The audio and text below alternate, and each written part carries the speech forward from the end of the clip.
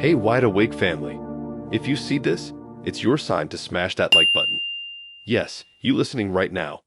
That way YouTube shows you more amazing stories like this one. We love you all. Now enjoy the stories.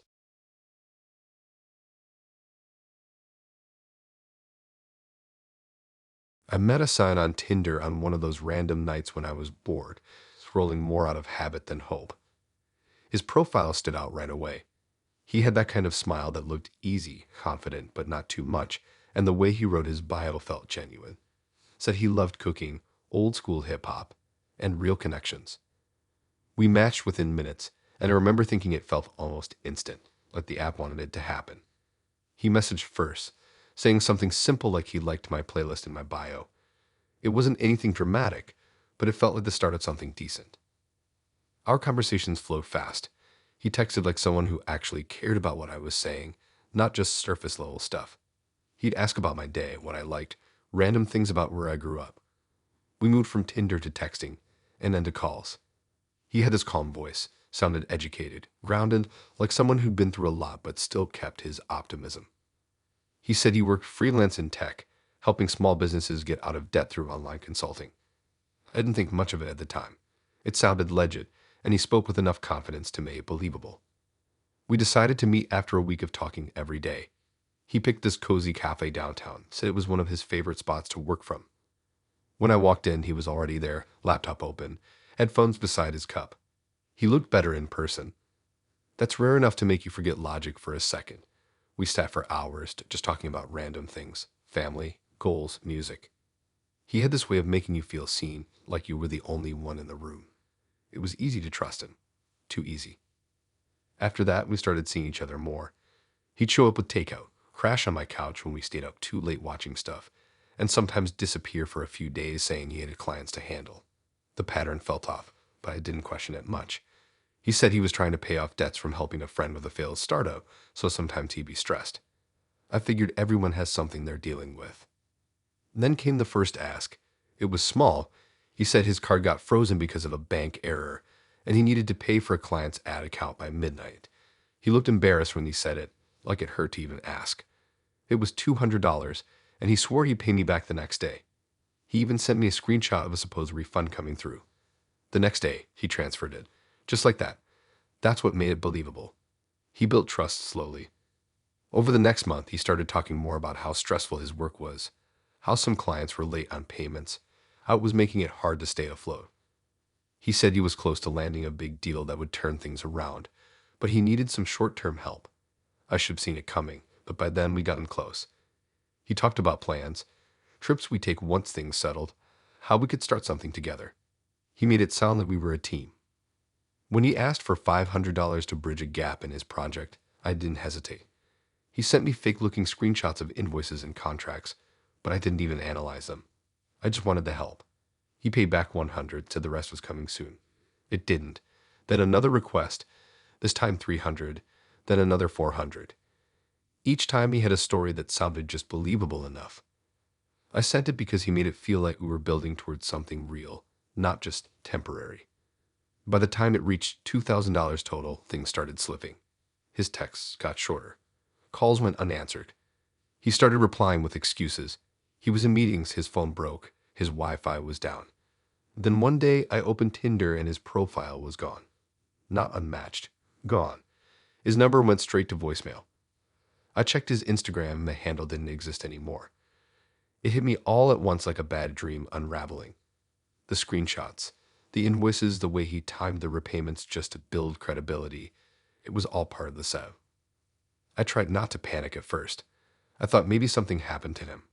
But then I searched his photos through reverse image tools online. That's when everything snapped into place.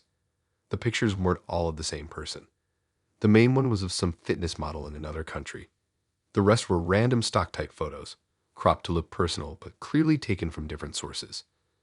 The name Asan didn't even show up anywhere else. He built an entire persona from scratch.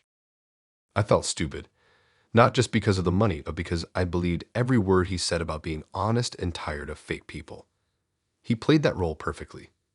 The funny thing is, even after realizing it, a small part of me hoped he'd text back with some explanation. Like maybe he really did like me and just got caught in something. But no text came. The silence was its own answer. A few days later, I got a message from another girl on Instagram. She said she found my profile through a dating scam subreddit. She recognized his photo because he used it with her too. Same lines, same debt story, same promises. She said she lost $800. Another girl in the comments said he'd taken $1,500 from her. It wasn't even a unique con. He just recycled the same story again and again, changing tiny details. It made me sick thinking about how many people he might have done that to. I went to the police, but they couldn't do much. The accounts were fake. The money was sent through apps that didn't require verification, and the phone number was likely a burner. They filed a report, but I knew nothing would come of it. The detective said it happens all the time. That line stuck with me. All the time. Like this was just part of the digital dating world now. After that, I deleted Tinder for a while. Every notification felt like a setup. I couldn't even look at someone's profile without wondering if they were real. I tried to move on, but it's weird how scams like that mess with your head more than your wallet. It wasn't just losing money, it was realizing how easy it was for someone to fake intimacy, to act like they care, to know exactly when to smile or what to say to seem genuine. Months later, I read through old messages between us, trying to figure out where the lie started. It's like searching for cracks in glass after it's already shattered. Every text looked different once I knew what it really was. The good mornings felt mechanical. The jokes he made felt copied. Even the voice notes I'd once replayed because they sounded comforting just felt hollow. I didn't get my money back, obviously. It's gone. What bothered me more was the idea that he's probably still out there doing it again, under a new name, new pictures, maybe even using parts of our conversations with someone else. It's weird to think you could be part of someone's scam template. Just another story he tells to make himself look trustworthy. I don't even know if his name was really Asan. Maybe it never was. Maybe it's just a random word he liked. All I know is that for a while, I really thought I'd met someone solid. Someone who listened, remembered things I said, made plans that sounded real. But every single detail was just data he collected to use later. Now when I think back, I can spot the signs. The too perfect timing. The way he always kept the emotional pace ahead of the logical one. The way he said he didn't like talking about money, but somehow always ended up talking about it. It's easy to see patterns when it's too late. I didn't post about it online or warn people directly. I just quietly backed off dating apps for a while. Sometimes silence feels cleaner than explaining the whole mess. But every time someone mentions meeting someone perfect on Tinder, I can't help but think of him. The guy who made lies sound like plans and used trust like currency.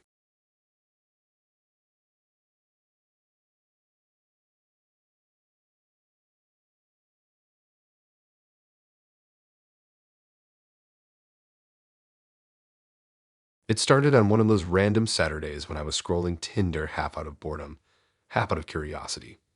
I wasn't really looking for anything serious, just someone cool to hang out with. That's when I came across Anissa's profile. Her pictures looked natural, not overdone like most. She had this mix of confidence and calm in her eyes, and her bio said she liked rooftop sunsets, trying new food spots, and deep conversations that last too long. It sounded harmless enough, but something about her made me stop. We matched after a few minutes, and she messaged first. She said I looked like the type who orders the same thing every time at restaurants. I laughed because it was true. Her vibe was funny but chill, not trying too hard. We started texting back and forth, and it flowed easily.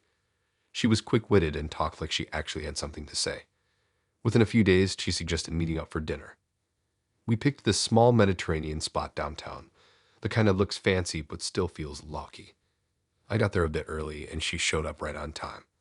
She looked even better in person, simple outfit, no drama, just natural.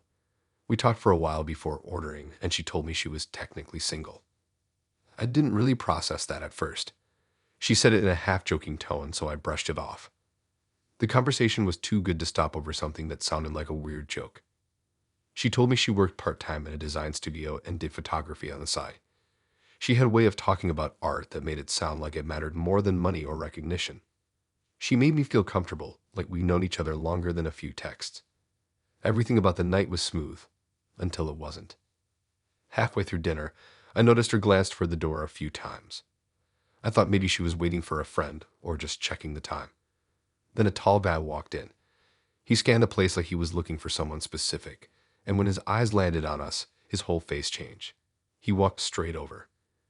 Anissa froze a bit but didn't look scared, more like someone who'd been expecting it but hoped it wouldn't happen. He stopped beside the table and said her name like he owned it.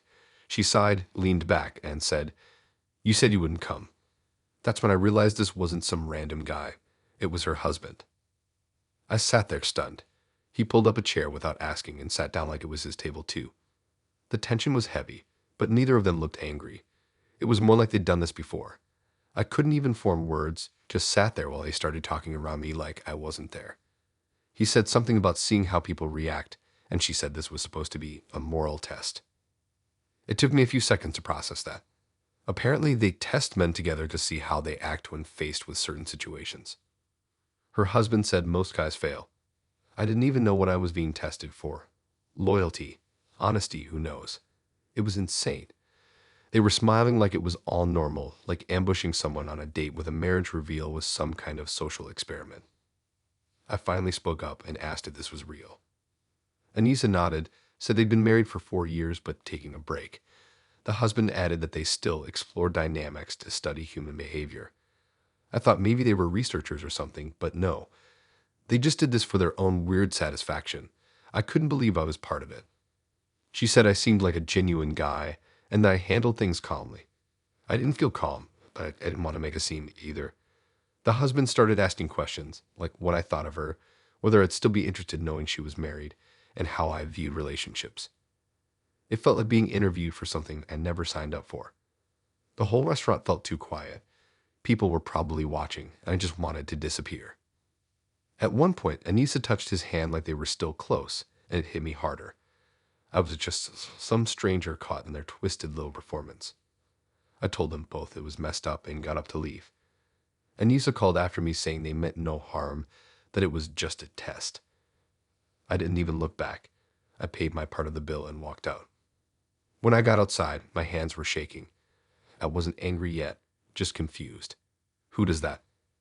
I sat in my car for a while, trying to piece it together. My phone buzzed a few minutes later.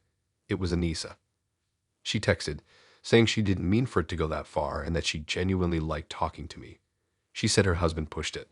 I didn't reply. Over the next few days, she sent more messages, saying she wanted to explain. I ignored them at first, but curiosity got the better of me.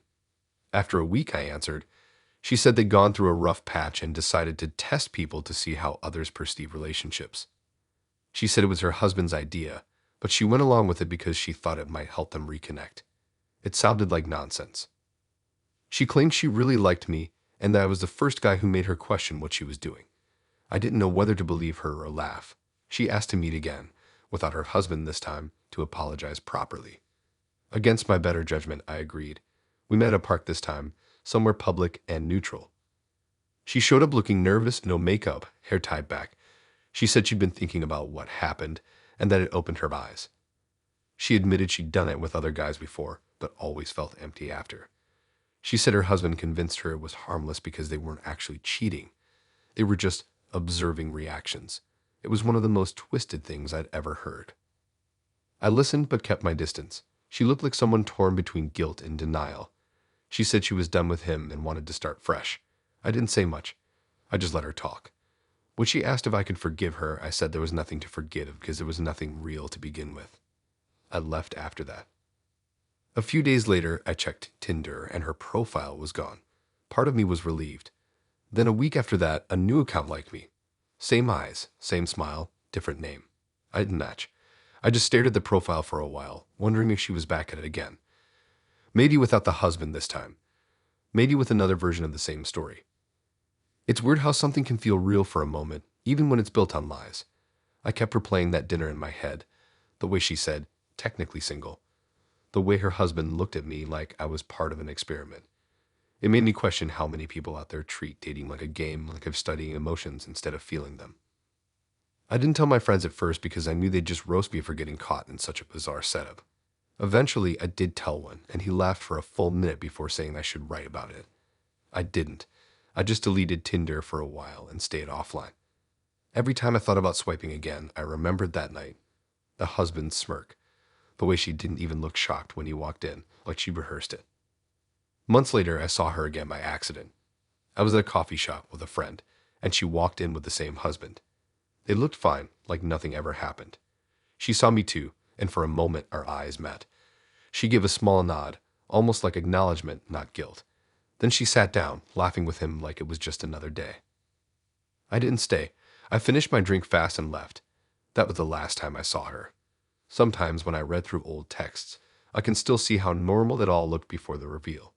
No signs, no warnings, just one sentence. Technically single, that meant way more than I realized. Now when someone says they're on a break, or it's complicated, I take it literally. I don't judge. I just stay clear. Because after Nisa, I learned there are people who play with honesty like it's a test they give to others, but never take themselves.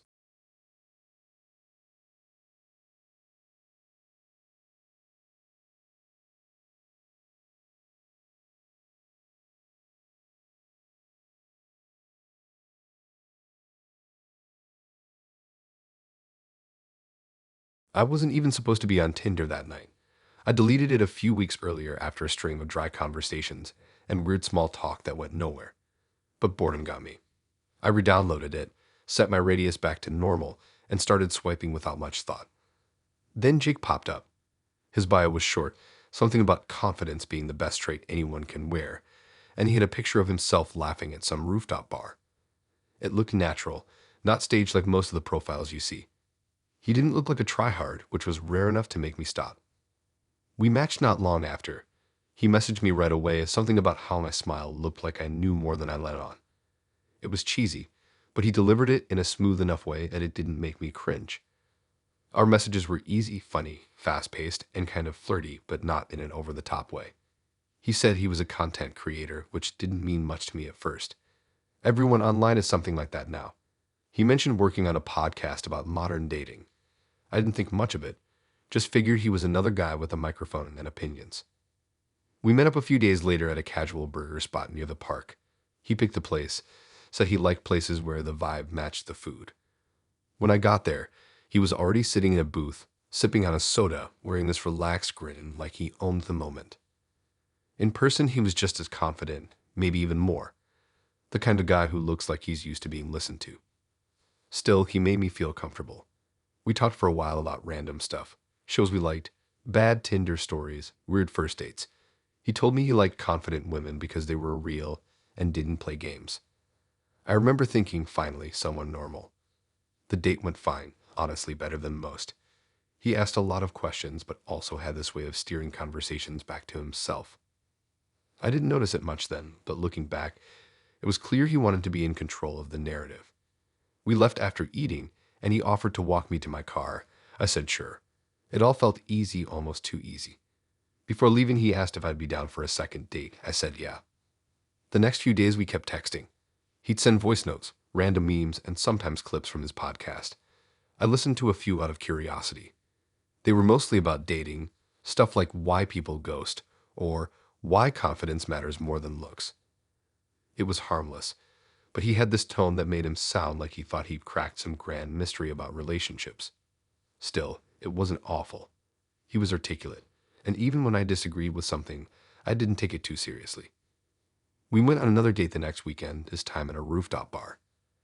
Everything felt fine again until the end when something small started to feel off. He kept checking his phone, almost like he was waiting for something. I brushed it off, thinking maybe he had work stuff.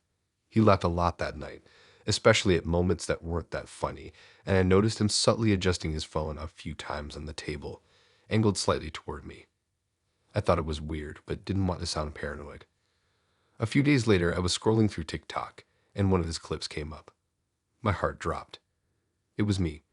My voice, my laugh, even my movements, it was all there. The title of the video was Modern Dating Experiment. Do confident women notice when they're being tested? I froze. He'd filmed our date. Not a little snippet, an entire segment, chopped and edited, complete with commentary over it. He was talking about me like I was a study subject. He blurred my face a bit, but anyone who knew me could recognize me easily. I felt sick watching it. He had spliced parts of our conversation, twisted what I said to fit his analysis. He called it fieldwork. I kept scrolling through his page and saw more. Other girls, same setup. Different versions of the same fake conversation. He even rated our reactions, breaking them down like data points. There were comments underneath from guys praising him for exposing female behavior and asking how he stayed so composed. It was disgusting. I texted him immediately asking what the hell that was. He didn't reply for hours. When he finally did, it was short. Something like, "You signed nothing, and everything was filmed in public." Chill, that made it worse. He wasn't even trying to deny it. He acted like it was normal. I told him I'd report it, and he said, "Go ahead. They'll only make it blow up more." For the next few days, I couldn't stop checking his page. The video got thousands of views, then tens of thousands. People debated in the comments like it was some social science project. Some said I handled myself well. Others made assumptions about me based on 2 minutes of edited footage. I couldn't even defend myself because my face wasn't clearly visible, and he never said my name. It was like being erased and exposed at the same time. I started digging around online to see if he'd done this before. Turns out he had a small but loyal following. His podcast was part of a bigger project, basically a YouTube and TikTok channel where he recorded real Tinder dates and broke them down afterward. He claimed it was for educational purposes, but it was just thinly veiled misogyny dressed up as analysis. He'd been doing it for months. Each clip had a title like The Ego Test or Why Modern Women Fail to Connect. It made me realize how rehearsed he'd been. Every word, every question, every smile, it was all part of a setup. I remembered the weird phone angles, the way he steered the conversation, the too perfect jokes. None of it was real. I'd been content for his podcast. I reported the videos to the platform, but it didn't get taken down right away. They said it didn't violate policy since it was recorded in a public space and my face wasn't fully visible. That hit hard. It felt like being violated in a way no one cared about because it didn't fit neatly into a rule book. I even thought about confronting him in person, but what would that do? He'd just twist that too, turn it into another episode. A few days later, one of my friends texted me a link to the same video. She asked if it was me. I didn't even know how to respond. I said it was, then muted the chat. The idea that people I knew might have seen it, watched me like I was entertainment, it was unbearable. Eventually, the video got taken down, probably after multiple reports. But the damage was done. It had already been reposted on other pages. The internet moves fast, but not fast enough to forget. My name wasn't attached to it, but I could never unsee it. I heard later from someone online that he got banned from Tinder for violating their terms, but he was already using a new account. Different name, same photos, same bio. Probably still filming. After that, I stopped dating for a while. I deleted Tinder for good this time, deleted the app, blocked him on every platform, and tried not to look back. But every now and then, I still check random dating profiles, and when I see someone with a camera in their hand or anything about podcasts in their bio, I swipe left instantly. The weirdest part, sometimes I'll see new clips online with people who talk like him, same tone, same fake confidence. It's like there's a whole wave of guys doing this, using content as an excuse to treat people like props. I never expected to be part of that story, but I was. When I think about Jake now, I don't even get mad anymore. I just feel detached. Like he wasn't a real person, just some guy playing a role for his audience. It's strange how easy it is to fake connection when all you care about is recording proof of it. Now I live quieter, keep things offline. If I meet someone new, I make sure it's through mutual friends or in real life. No more dating apps, no more strangers who think every conversation is content. The world doesn't need another Jake pretending to study emotions while running from his own. Hey guys, really sorry to interrupt. If you're still listening, then you're enjoying the story so far. And if you are enjoying, then please hit that like button. That's all I ask of you. Thanks so much. Now back to the stories.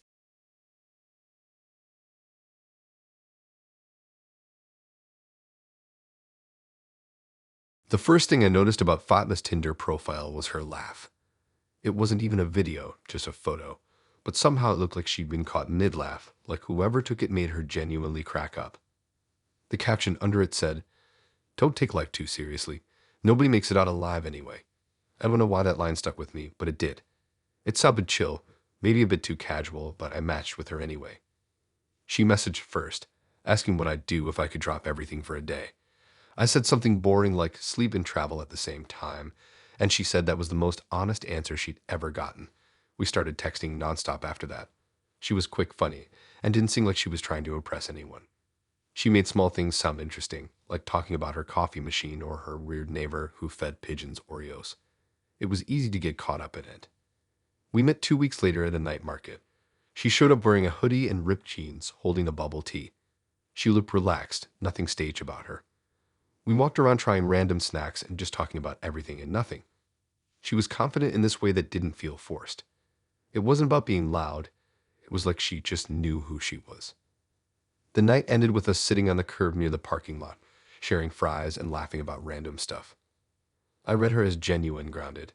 I didn't think she'd turn out to be someone with an entire secret world built around our date. After that night, we kept seeing each other. She'd text me good morning, send random photos of her day, and even started calling me her partner in chaos. It was cute at first. She'd always have her phone out, though, snapping pictures of the food, the sky, me sometimes. I didn't think much of it. Everyone's glued to their phone now. She said she liked capturing moments. I figured she was just into photography. Then one day I was scrolling through my Explore page on Instagram and came across a random account someone had reposted. It was private, but the preview thumbnail looked oddly familiar. It was a picture of a guy sitting across from someone at a restaurant, me. Same shirt, same setting, same night. The caption said, Episode 17, The Quiet One. Kind eyes, decent banter, slightly predictable. My stomach dropped. The account was called Fatma Files, and her bio said, Rating dates so you don't have to. Private thoughts, public curiosity. The page had dozens of posts, each one about a different person she'd gone out with. All written like product reviews.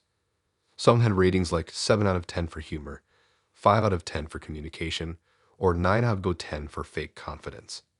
Each one was detailed, personal, and brutally honest. I requested to follow the account just to see if she'd accept. She did within minutes. That confirmed everything. I scrolled through and found more of her entries. Some had photos, others just long captions describing people she'd met off Tinder. It wasn't even anonymous. She used details specific enough that anyone could connect the dots if they wanted to. Mine was there near the top. She posted a photo of our night at the market.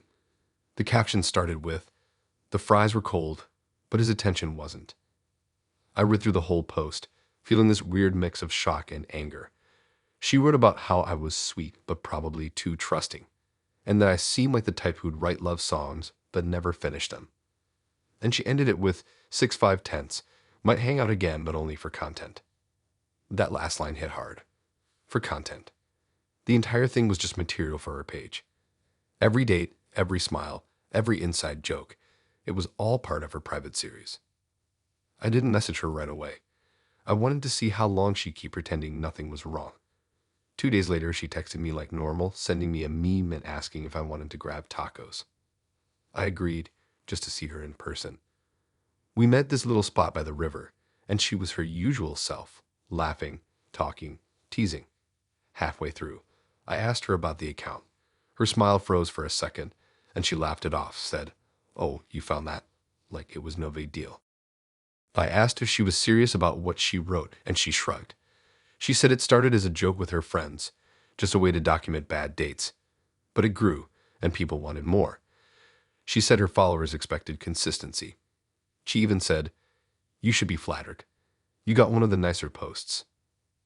I didn't know what to say. I told her it was messed up to use people like that to post personal moments without consent. She rolled her eyes and said, "It's my experience too. I'm just sharing my side." The way she said it made it sound like she actually believed she was in the right. We finished eating and didn't stick around after.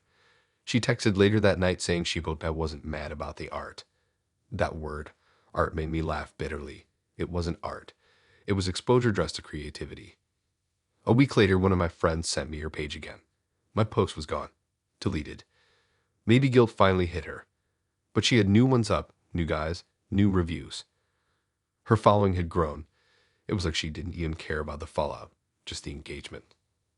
I tried reporting her account, but since it was private and didn't show faces, nothing happened. The posts were vague enough to dodge the rules. Still, people in the comments clearly knew who some of the guys were. They'd made guesses, tag names. It was creepy. After that, I couldn't look at Tinder the same way. Every time someone said they liked documenting their life online, I instantly got suspicious. I started wondering if every photo, every story, every tagged moment was just part of some hidden project. A few months later, I heard from a mutual friend that Fatma had actually started a Patreon, where people could subscribe for exclusive reviews. She was literally making money off her dates now. It was surreal. She found a way to monetize real people's emotions and call it entertainment. I saw her one more time after that, completely by accident. I was grabbing coffee before work, and she was in line ahead of me.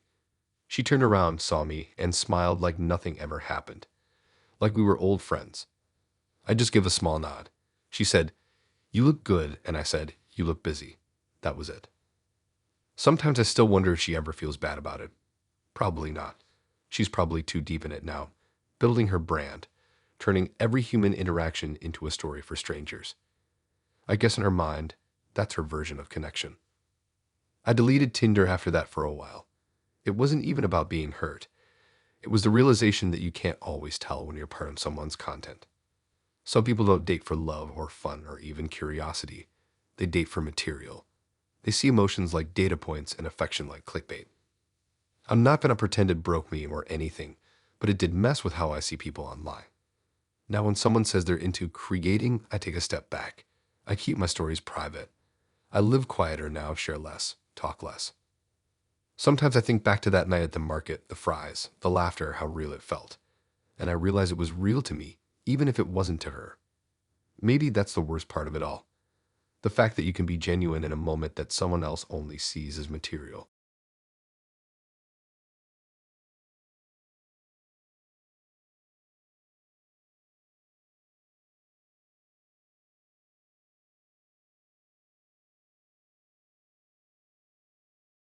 I matched with Jude on a random weekday morning right before work. I remember because I was half awake sipping coffee and almost swiped past him. His profile was simple. No overdone gym shots, no looking for a partner in crime nonsense. Just a few photos of him hiking, one in uniform, and a caption that said, "Work hard, stay calm." That line hooked me more than I expected. It sounded like the kind of thing someone grounded would say, and he looked decent enough. We started chatting that same morning. He told me he worked in law enforcement, which I found kind of interesting because it wasn't a common thing to see on Tinder. He wasn't all intense about it, though. He joked around, said he hated paperwork more than criminals. He had this dry humor that worked perfectly through text. I don't even know why, but I found myself replying faster than usual. By the end of the week, we talked every day. It wasn't deep emotional stuff, just the kind of banter that makes the day feel lighter. He said he liked how I didn't overthink things. I liked how he didn't make small talk feel like an interrogation. We decided to meet for coffee on a Sunday afternoon. He showed up wearing jeans and a plain hoodie, which threw me off a bit because I expected something more formal. He looked clean-cut, confident, and had that kind of presence that makes you pay attention when he speaks. He told me a few stories about work. Nothing serious, just funny moments. We stayed for almost 2 hours, talking about travel, family, and weird things people do under stress. He said working in law enforcement taught him to read people quickly. The way he said it made me curious but not uncomfortable. After the date, he texted saying he had a great time. I agreed. We met again a week later, this time for dinner. It felt natural, like we already knew each other. I remember thinking he was different, direct, honest, not trying to play games. He didn't talk about work much this time, and I didn't ask. Things moved fast after that. We started seeing each other regularly. He'd come over sometimes, or I'd meet him near his station for lunch. He never wanted me to pick him up or drop him off, though, said it was against protocol. I didn't question it. I figured maybe he wanted to keep his work life separate. Then one night, we were watching a movie at my place, and his phone started buzzing nonstop. He ignored it for a while, but eventually said he had to step out to take a call. When he came back, he looked tense. Said it was a work thing. I didn't push. He left not long after. A few days later, I was driving home from work and got pulled over for a random check. When the officer walked up to my car, something about the situation felt off. Not scary, just weirdly familiar. The officer leaned down, looked at my license, and said, "You're good to go." But the way he looked at me made me uneasy. Then it clicked. It was Jude. He acted like he didn't know me. Not a flicker of recognition. I wanted to say something, but the situation was too awkward. I just nodded and drove off. The whole drive home, my mind was spinning. Why would he pretend not to know me? When I got home, I texted him, asking if that was him who stopped me. He replied hours later saying, "Yeah, sorry. I wasn't supposed to interact outside protocol." That didn't make sense. We weren't strangers. I told him it was weird that he even had my license info, and he said it was just coincidence. But it didn't feel like coincidence. A few days passed. He didn't text much. I started getting that gut feeling that something wasn't right. I told a friend about it, and she said it sounded sketchy. She suggested I check if he really worked where he said he did. So I did. I called the local precinct and asked if an officer named Jude worked there. The person on the line said no one by that name matched the description. My stomach dropped. I double-checked his last name, even tried different spellings. Nothing. It was like he didn't exist. I looked up his photos on reverse image search, and that's when the whole story came crashing down. The pictures weren't his. They were of a real officer from another state, someone completely different. The real guy had social media accounts, and it was obvious Jude had stolen his photos. I stared at the screen, trying to piece together what the hell was happening. That's when I remembered something else, the night he told me he could read people. The way he said it wasn't just casual confidence. It was like he already knew things about me, and he did. Because when he pulled me over that night, it wasn't coincidence. He'd searched my plate. That's how he found my last name, my address, everything. He must have looked it up after our first date. I felt sick realizing how deep it went. He hadn't just lied about who he was. He used his access, maybe illegally, to find me. I didn't know whether to be angry or scared.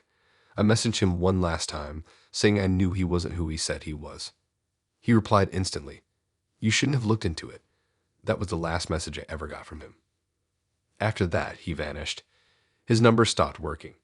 His Tinder profile disappeared. No trace, nothing. I filed a report, but the officer I spoke to said there wasn't much they could do without real proof of misconduct. He suggested blocking the number and staying alert. That didn't make me feel any better. Weeks went by, and I tried to move on. Then one morning, I got a message from an unknown number. It was a photo. Just my car parked outside my place. No text, no caption, nothing. My chest went cold. I called the number, no answer. I blocked it right away. After that, I didn't sleep properly for weeks. I started checking my locks 3 times before bed. I even moved apartments a few months later just to get some peace of mind. I didn't see or hear from him again, but the idea that he was out there somewhere watching stuck with me. Months later, I was scrolling through a local news site, and there was an article about a guy posing as an officer to get information on women he met online.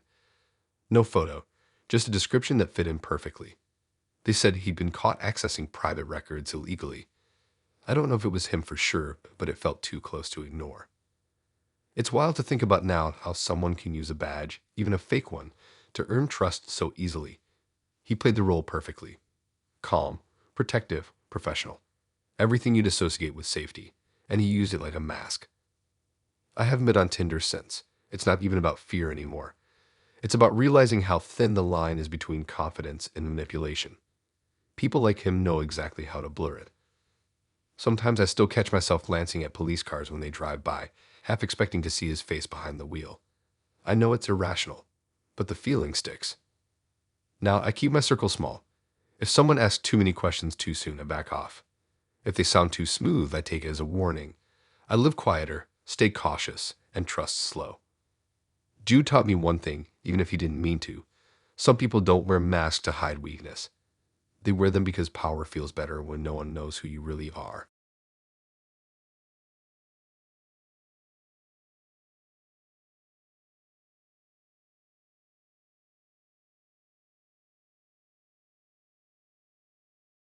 Tinder can feel like scrolling through the same face wearing different filters. After a while, you stop expecting anything real. That's how it was for me before I matched with Anaya. She didn't look like everyone else. Her photos weren't over-edited, and her smile didn't look practiced. Her bio said something simple like, "I like stories more than people." It sounded poetic, but a little sad too. I figured she was one of those deep thinkers who liked to pretend they didn't care. We started chatting late one night, and it felt easy right from the start. She was sharp, funny, and weirdly good at turning small talk into real conversation. She had this way of asking questions that made me want to answer honestly, like she wasn't judging. We talked for 3 hours that first night about music, random food takes, and what we'd do if we could disappear for a week. She said she'd go somewhere quiet, somewhere different. When we finally met in person, it was a random Tuesday. She picked this small Korean barbecue place in the city, said she liked how it was chaotic but cozy. She showed up in a loose shirt and sneakers, hair tied back, looking like she didn't care what anyone thought, and somehow that made her more attractive. She hugged me right away, no hesitation, like we'd known each other already. Dinner went better than I expected.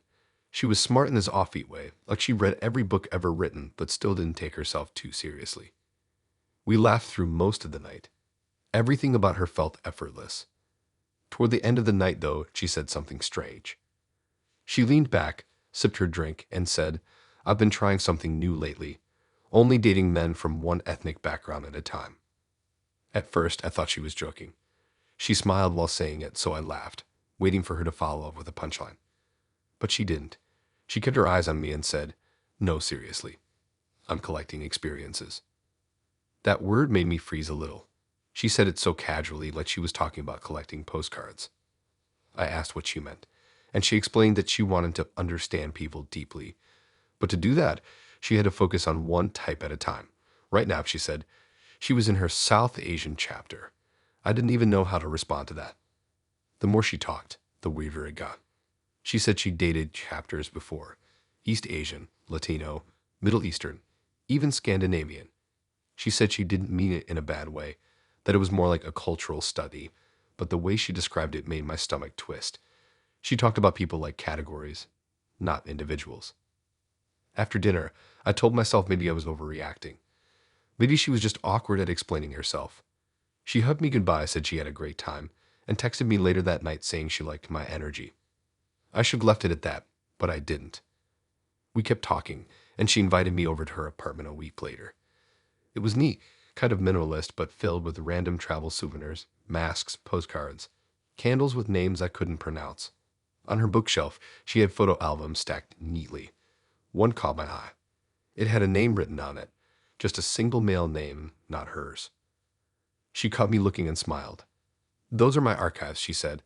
I laughed nervously, asking what that meant. She said she takes photos of every person she's dated. Not in a creepy way, according to her, just to document connection. She said it like it was an art project. I asked if I was going to end up in one of those albums. She said, "If you're memorable enough." The tone was playful, but something about it didn't feel right. I started noticing how often she'd bring up exes. Not emotionally, but analytically. Like she was talking about lab results. She'd say things like, "The last guy I dated taught me how to stay patient," or "I like the structure of the one before you." Structure. She used that word like she was describing furniture. One night, I asked her what she was looking for long-term. She said she didn't know yet, that she wanted to understand the full spectrum of relationships across cultures before deciding. That sounded insane, but she said it with so much calm that I almost believed it made sense. A few weeks later, she invited me to a small dinner at her place. I didn't think much of it until I showed up and realized there were 4 other guys there. Different backgrounds, different ages, all sitting around her table looking just as confused as I was. She introduced us like we're part of some social experiment. She said she wanted us to compare notes about her to see how cultural perception affected dating dynamics.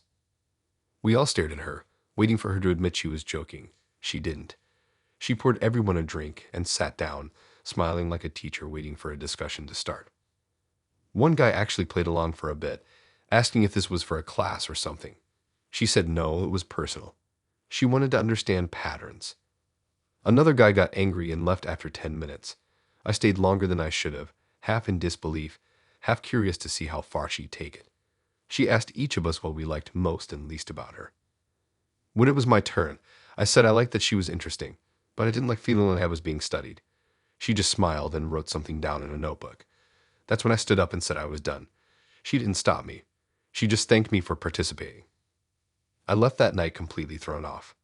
I blocked her number the next day, deleted Tinder again, and tried to forget the whole thing. But a month later, one of my friends sent me a link to a blog. It was hers. She was writing long posts under a fake name, describing her dating experiment. She changed names and details, but it was obvious it was about us. She described me as quiet but emotionally intelligent, said I reacted rationally under pressure, like I was part of some case study. I didn't even know how to process it. I wasn't angry anymore, just weirded out.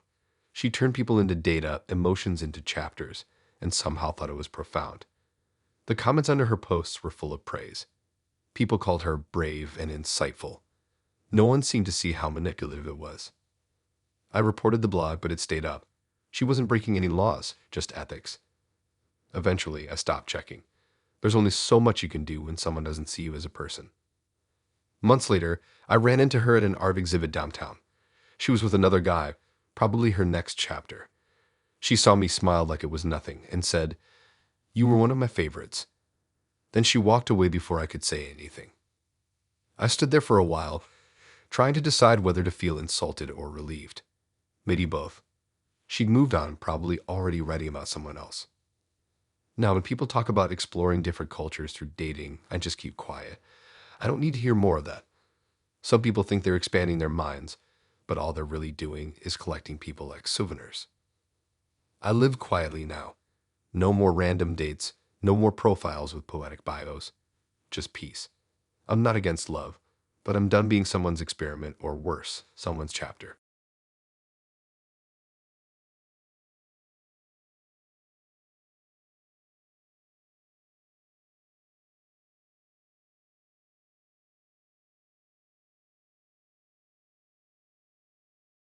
The first time I matched with Dave, I almost unmatched him right away. His profile looked like it was made by someone trying too hard to look mysterious. Dark photos, short captions like "building something big," and one random picture, a whiteboard covered in sketches and arrows. It screamed tech guy energy, but his opening line wasn't bad. He said, "You look like someone who'd ask the waiter for recommendations even when you already know what you want." It made me laugh because he wasn't wrong. We started chatting, and he turned out to be way more normal than I expected. He was witty, confident, but chill, and seemed genuinely curious about me. He said he ran a startup that helped people learn leadership skills. That sounded vague, but he spoke with that smooth, fast-talking energy that made it sound legit. He told stories about staying up late building ideas, pitching investors, and struggling to balance work with life. It all sounded believable enough.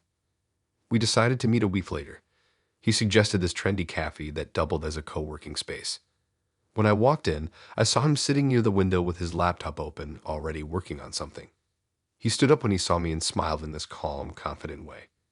Everything about him seemed put together. He had that startup founder vibe, expensive watch, casual clothes that somehow looked intentional, and a tone that made every sentence sound like it had a plan behind it. The date went well. He talked a lot, but he was interesting enough to get away with it. He asked about my goals, what I liked doing, and what motivated me. It felt like an interview sometimes, but I didn't mind. He listened, took notes on his phone once or twice, and said he liked the way I framed ideas. I thought it was a weird compliment, but it didn't feel creepy. We stayed for 3 hours. After that, we saw each other regularly. He'd pick cool spots for coffee, late-night drives, or just chill evenings at his apartment where he'd cook and talk about business. He told me he wanted to build something meaningful, not just make money. He said his startup wasn't about selling a product. It was about teaching men how to unlock their potential. That sounded ambitious but vague. One night, while we were watching a movie at his place, he had a bunch of notifications on his phone. He ignored them for a while, but eventually said, "Sorry, my students are stressing out." I asked what students he meant, and that's when the story started to unfold. He said part of his startup involved running a mentorship program where he taught men how to navigate relationships and personal growth.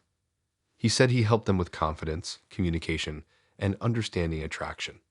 It sounded harmless enough, so I asked if it was like coaching. He smiled and said, "Sort of, but more advanced." A few days later, he invited me to an event he was hosting. He said it was a networking mixer for his clients and friends. I figured why not? It sounded interesting. The event was held at a rented co-working space downtown, and when I walked in, there were about 20 guys sitting in chairs, all facing a projector screen.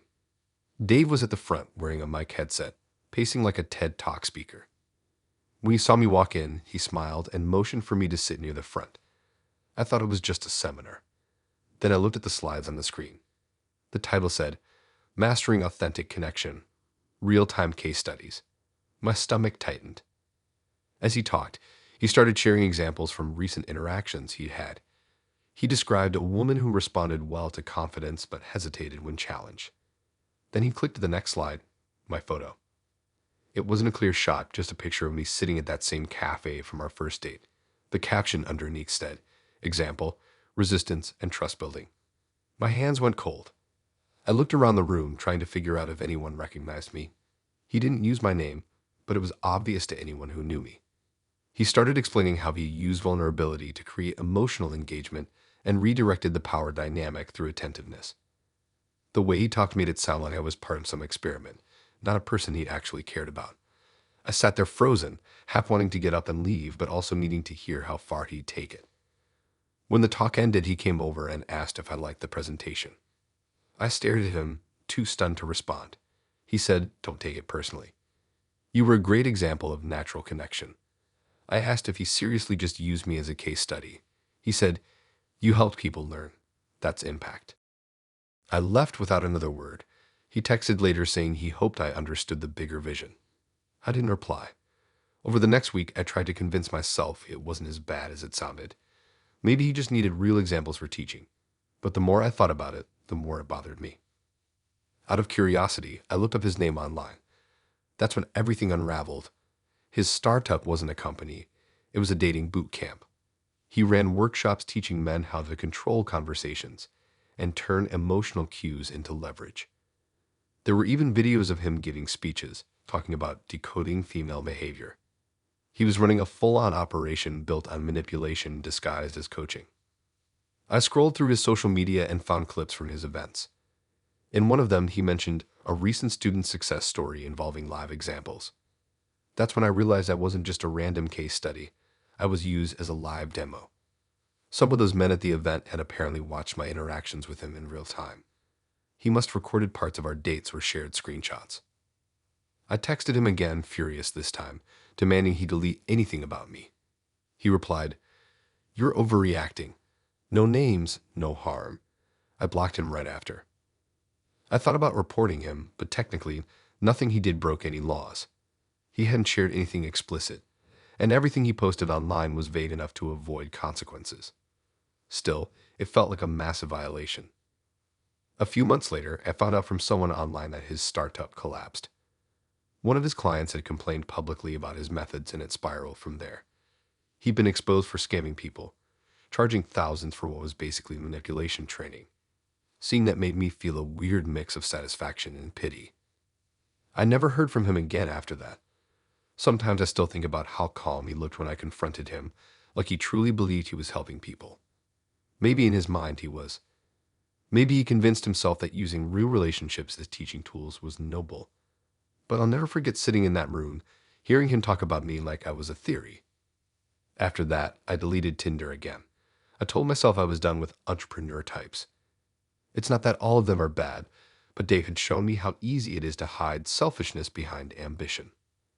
Now when someone starts talking about projects, mentorship, or building something meaningful, I back off. I live simple. I keep things small, and I trust slow. It's strange thinking back on it now. He always said his goal was to teach men confidence, but everything about him screamed control. He wasn't a teacher. He was a performer, and I was just part of his act.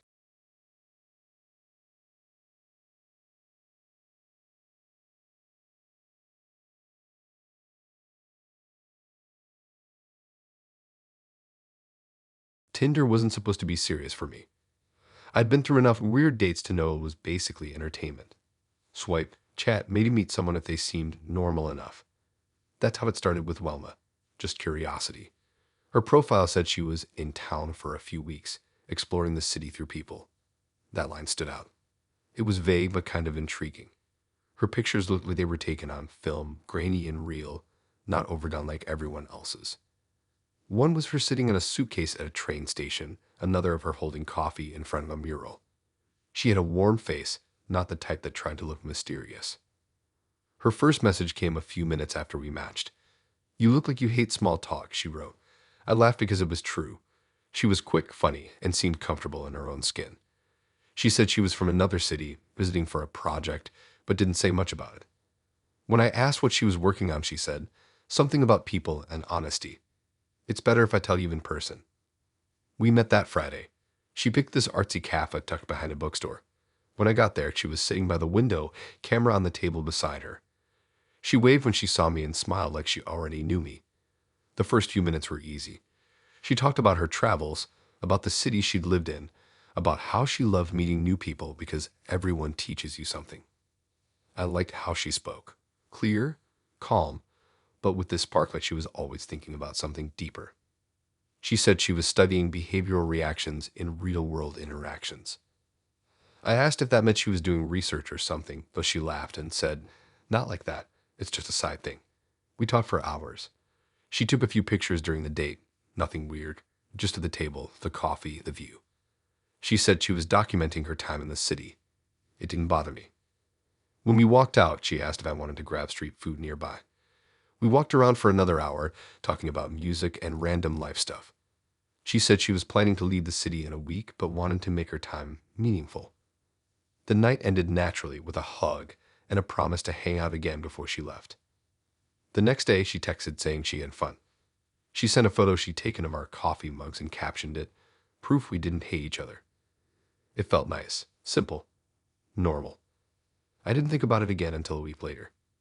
One night, I was scrolling through YouTube, letting autoplay run while I cooked.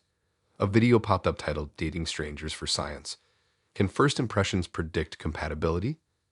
The thumbnail caught my eye because the cafe looked familiar. I clicked it. It was Wilma. The video started with her introducing herself as a social researcher exploring how humans connect. Then it cut to clips of her talking to different people, apparently all Tinder matches. And then it cut to me. I froze. There I was sitting at the table sipping coffee, laughing.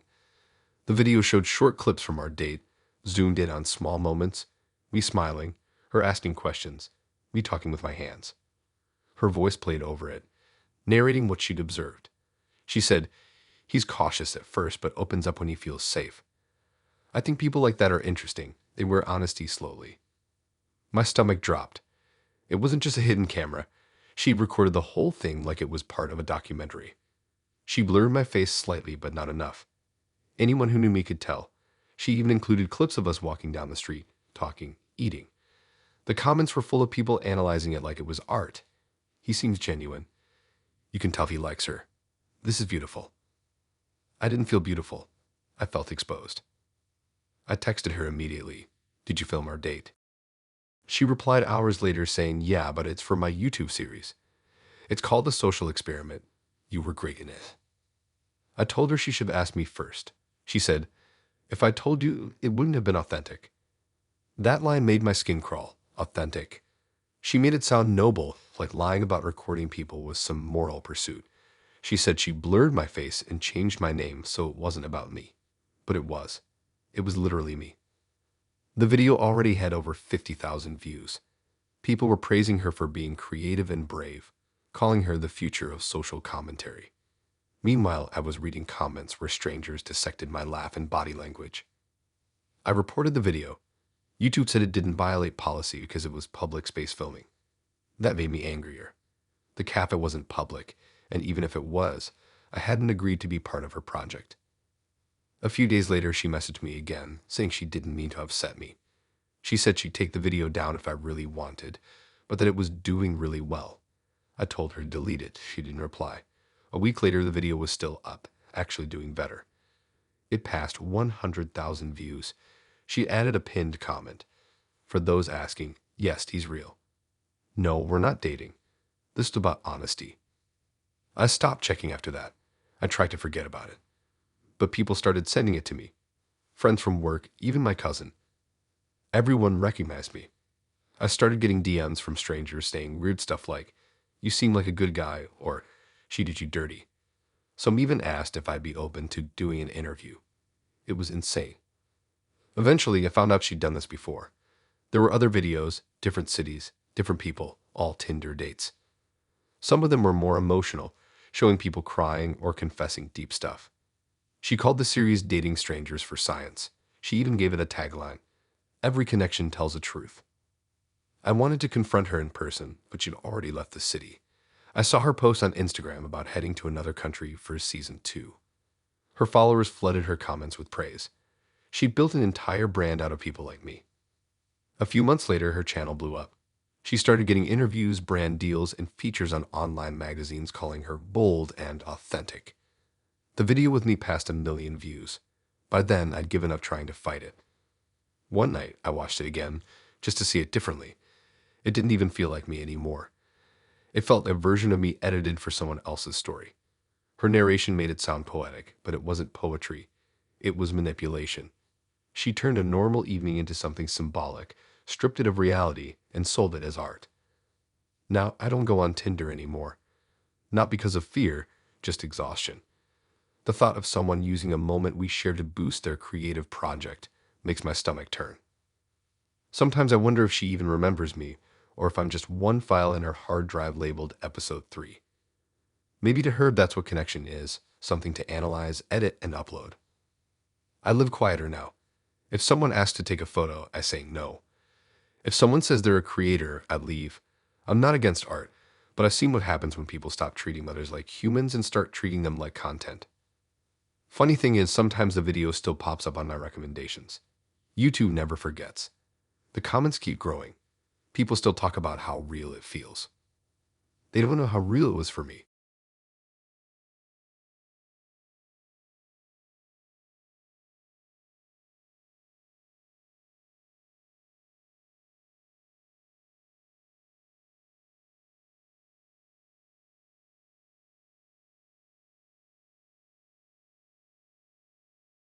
I wasn't really in the mood to date when I met TJ. I just moved into a new apartment, work was a mess, and Tinder felt like another chore.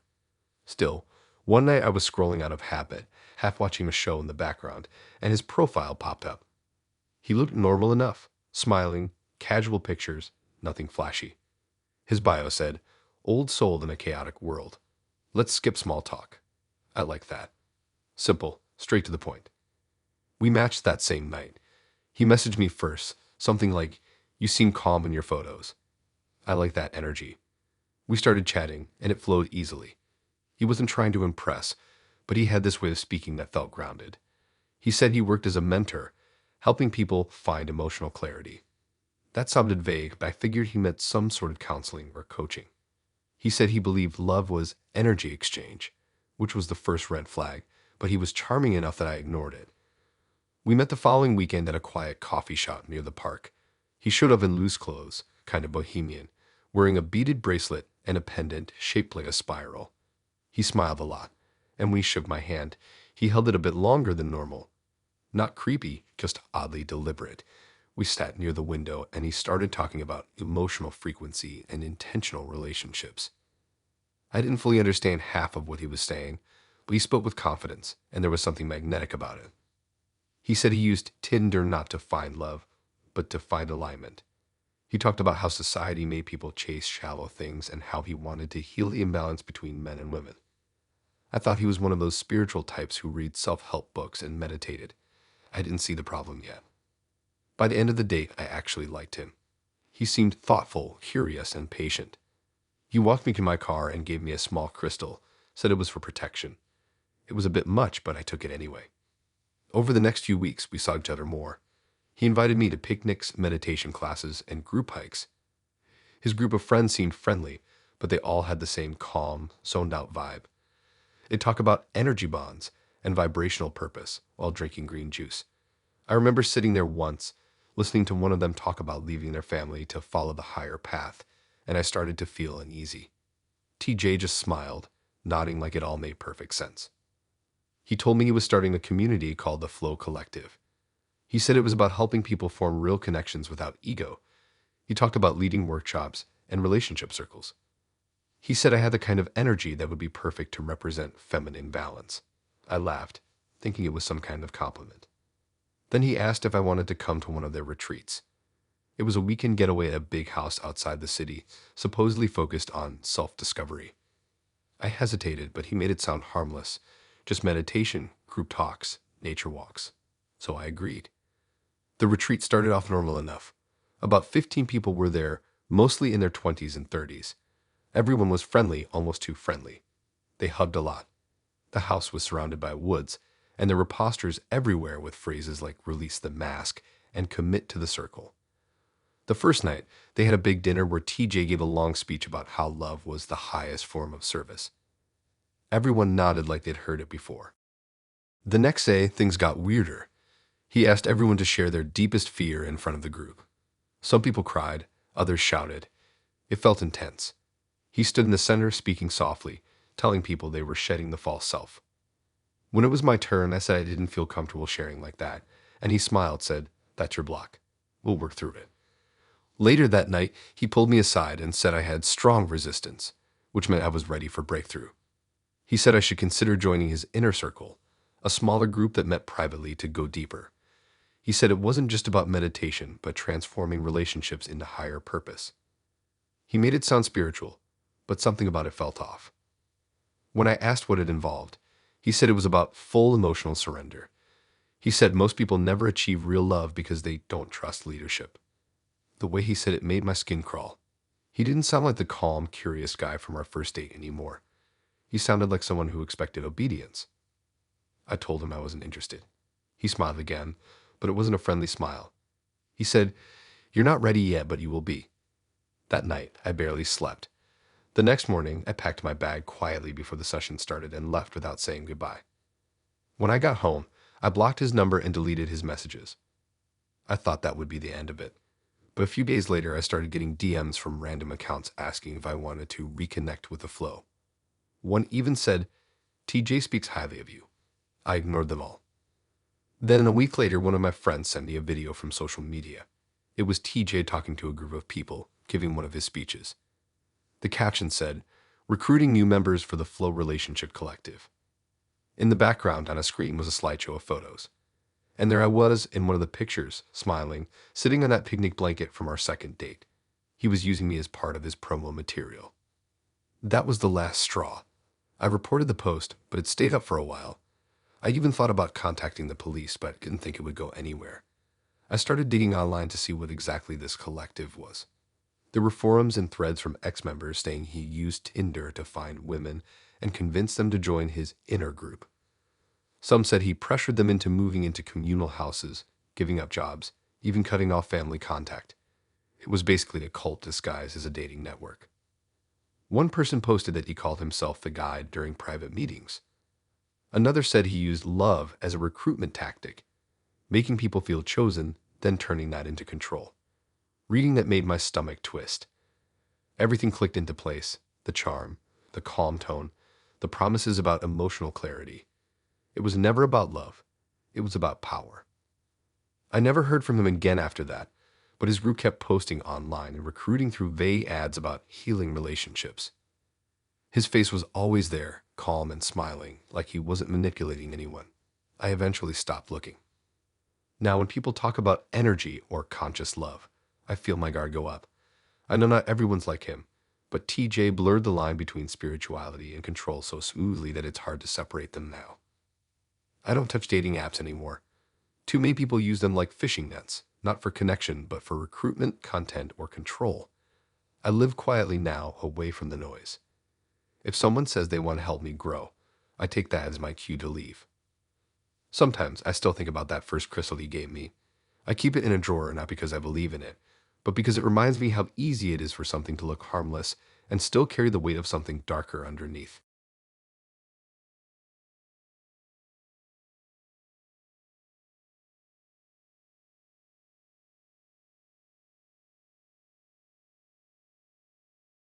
I met Grace during one of those phases where I was trying to prove to myself that I was over my ex. I'd re-downloaded Tinder on a random Tuesday night, told myself I'd just look, not talk to anyone. But of course that never works.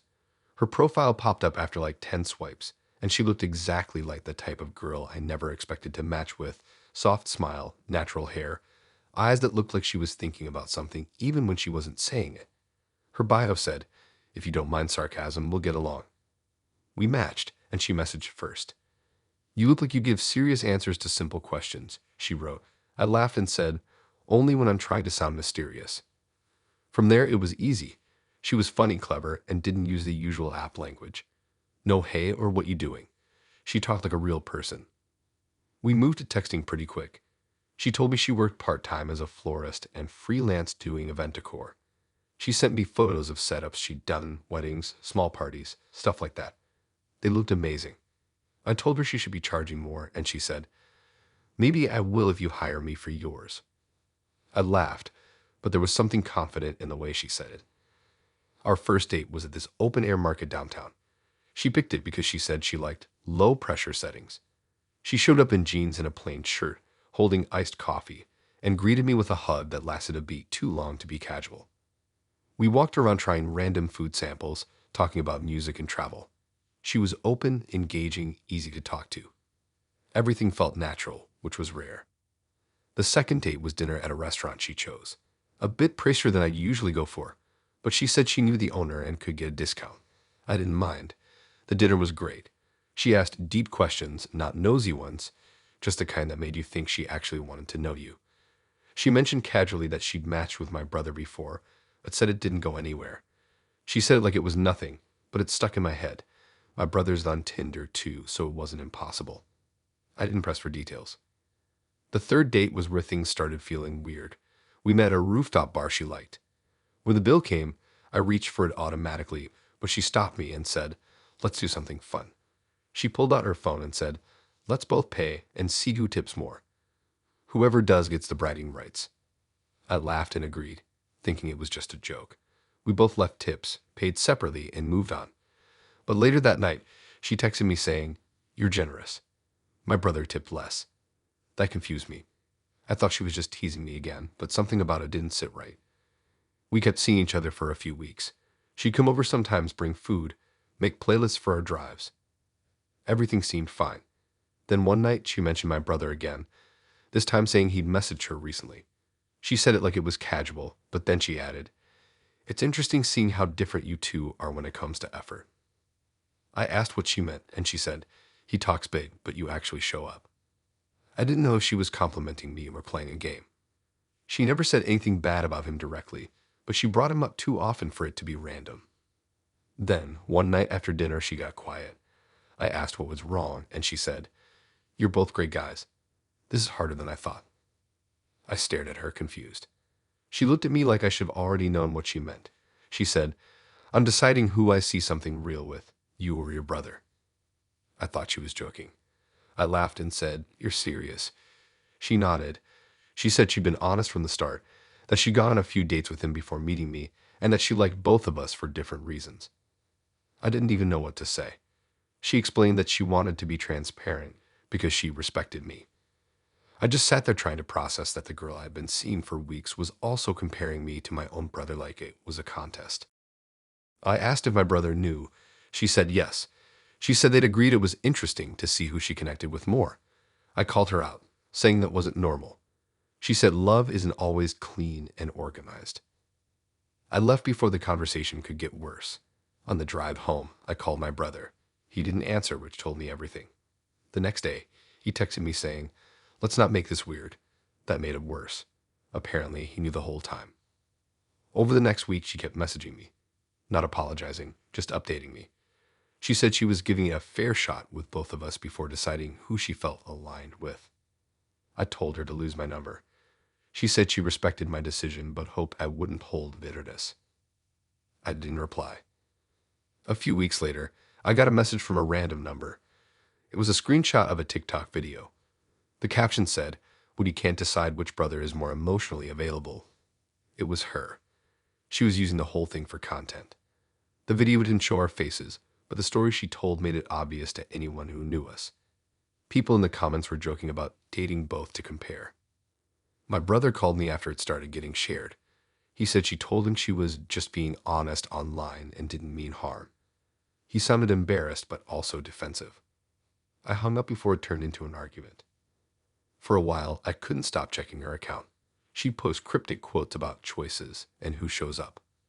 Then one day, she posted a photo of flowers and captioned it, "Sometimes the right one pays attention, and sometimes he just pays more." That hit too close. She wasn't even hiding it anymore. I blocked her everywhere, but it didn't really help. Friends would still send me her posts, saying things like, "Is this about you?" It became this quiet embarrassment I couldn't shake. After that, I deleted Tinder again. I started going out less. I didn't want to meet anyone new for a while. The idea of someone using me for comparison, for clout, or as some moral story online made me feel sick. Months later, she popped up again. My brother sent me a text saying she'd reached out to him, asking how I was doing. He said he didn't reply. I told him not to. I don't know what she was looking for in the end. Validation, attention, maybe both. But what stuck with me wasn't the betrayal. It was how casual she was about it. Like it was all just part of the dating process, like comparing people who trusted her was fine as she wrapped it in honesty. Now, when people tell me they're seeing multiple people, I don't judge, but I stay out. Some people think love's a competition, like it's about who gives more or who pays more or who bends more. I'm not signing up for that again. I live quietly now. My brother and I patch things up eventually, but we don't talk about her. She's just one of those stories you keep filed under stuff you should have seen coming. Sometimes I still think about that first date, how easy it felt, how she laughed at everything I said. It's weird realizing you can be halfway through a connection and not notice you're part of a comparison.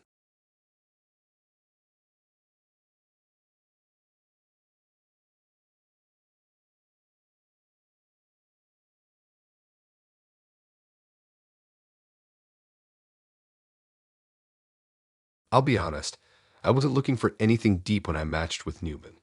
It was a lazy Sunday afternoon. I was half watching some cooking show, half sweeping through Tinder just to kill time. His profile didn't scream anything special. He had a picture with his dog, another one hiking, and a short bio that said, "Simple guy, big on honesty and good food." It sounded generic, but something about the way he smiled looked real.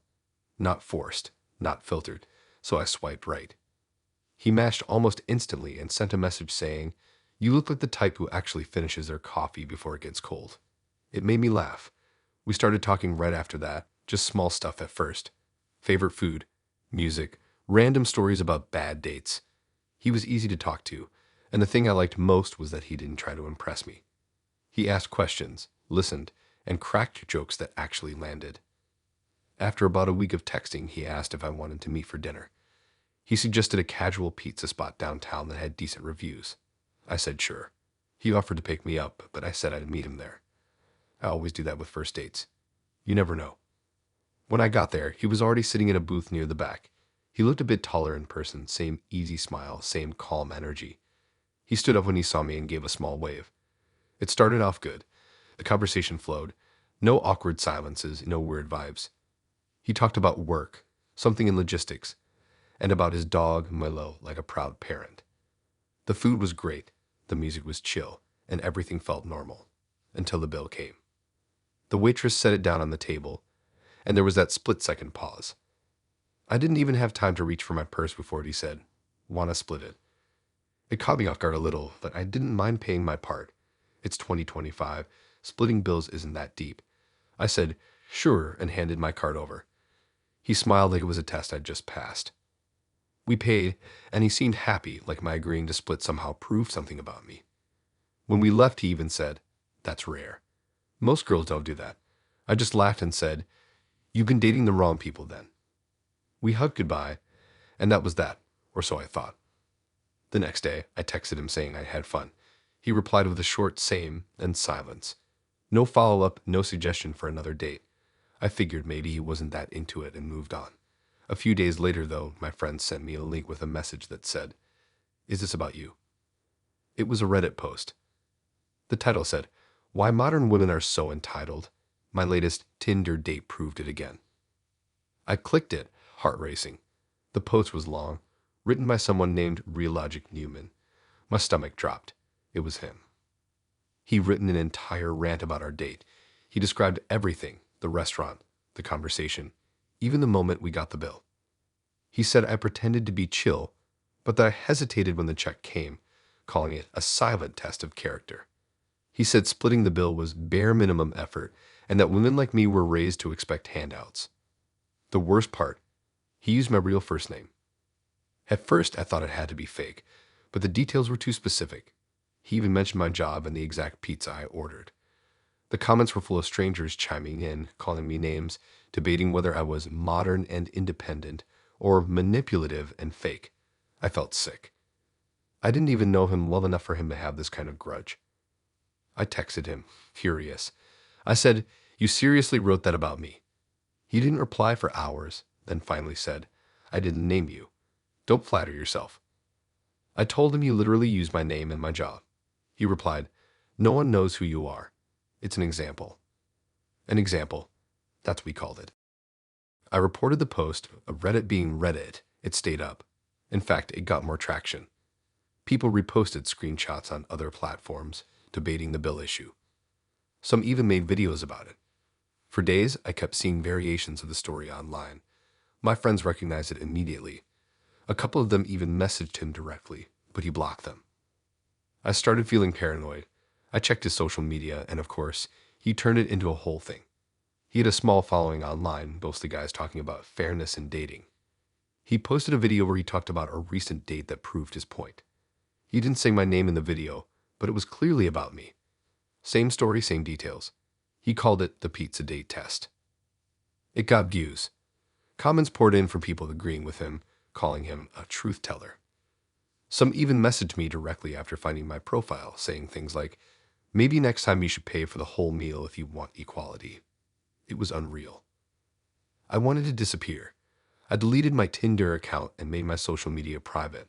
I felt embarrassed, even though I hadn't done anything wrong. All I did was split a bill. A week later, he texted me again. He said, "You're getting a lot of attention online. You should use it." I wanted to scream. I told him to stop talking about me, to delete everything. He said, "You can't control a story once it's out there. That's how truth spreads." That line stuck with me. Truth spreads. It didn't even matter to him if it was true, just that it got attention. A few days later, one of my coworkers brought it up. She'd seen the post through a mutual friend. I had to sit there pretending like it wasn't me, just nodding while people debated who was right. Eventually, his Reddit account got banned for targeted harassment, but by then it was too late. The screenshots lived on. His followers saved them, reposted them on forums, and kept the debate going. I was just the girl from the pizza story. Months passed, and I tried to forget it. Then one day, a friend sent me another post, different account, same writing style. This time he'd written about how modern women weaponize victimhood. He referenced an earlier story about the pizza date like it was part of a series. The guy had turned me into content. I don't think I've ever been that angry in my life. He took a normal moment and twisted it into something toxic because it fit his agenda, and people ate it up. They didn't care about the truth. They cared about how it made them feel justified. After that, I stopped using dating apps completely. I didn't even want to risk it. You never know who's screenshotting your messages, recording your dates, or writing entire essays about you online. Sometimes when I think back on that night, I replay every little thing I said, wondering if there was a moment that triggered him. But honestly, I think he was waiting for something like that all along. People like him don't want connection, they want material. They go on dates looking for proof that their worldview is right. It's weird because now whenever I go out, even with friends, I catch myself being overly careful. Watching how I speak, making sure I don't say anything that can be twisted. It's like living under invisible cameras. Newman turned a pizza date into a viral debate, and in doing so he made me realize how fragile privacy really is now. I live quietly these days, no apps, no public posts, nothing personal online. I learned that you can do everything right, be polite, split the bill, stay calm, and still become someone's story if they decide you fit their narrative.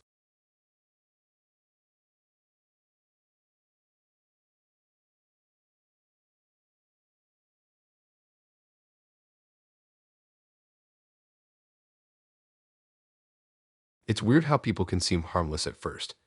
That's what I think of every time I remember Lily. She wasn't flashy, not the type that floods her profile with selfies or fake quotes. Her Tinder bio just said, "Introvert, cat person, recovering overthinker." That line alone made her seem real enough to swipe right on. I'd gotten used to fake-sounding profiles, so she felt like a break from all that. When we matched, her first message wasn't even a question. It was, "You look like you delete texts before rereading them." It was so random that I laughed out loud. I told her she was half right, and we started chatting from there. She was shy but funny, the kind of person who texted in lowercase and used emojis sparingly. She said she worked part-time in a library and was taking classes in psychology. I liked that combination, quiet, observant, kind of mysterious. After about a week of texting, she suggested we grab coffee. I agreed. She picked a small place near campus, said it was cozy enough to have awkward silences and peace. When I got there, she was already sitting by the window, sipping something with whipped cream. She looked up, smiled a little, and waved. She wasn't overly talkative in person, but she listened carefully, asked thoughtful questions, and had this habit of tilting her head slightly whenever she was thinking. It was cute. We sat there for hours. It didn't feel like a first date. It felt like catching up with someone I already knew. She told me she wasn't on Tinder much, that she only met people she felt calm around. I liked that. We said goodbye with a hug and a promise to see each other again soon. The next few weeks we talked almost every day. She'd send good morning messages, random memes, or photos of her cat sleeping on her keyboard. She made me playlists, asked about my day, and even started calling me before bed sometimes just to talk. It all felt genuine. Then one night she asked about my coworkers. I thought it was just normal curiosity, so I told her about a few of them, who was funny, who was annoying, who I worked with most closely. She laughed at my stories, asked what office life was like, and said she liked how I pay attention to people. She asked for names just casually, and I mentioned one of them, Jason, because I'd been working on a project with him. She repeated his name slowly, like she was making a note of it. The next morning, she texted me saying she had a dream where she met my coworkers and they all liked her. I thought it was a weirdly specific dream, but I brushed it off as one of those random things people say when they're half asleep. The second time we met, she seemed a bit different. Not bad, just more comfortable, like she'd already figured me out. She even joked about how she knew my coffee order better than I did. She was affectionate, but in a calm, measured way. Not clingy, just confident. Everything felt stable, almost too smooth. Then, one afternoon, something strange happened at work. Jason, my coworker I'd mentioned, called me over to his desk. He was laughing, holding his phone. He showed me a message on Instagram from an account named Lily the Cat Lady.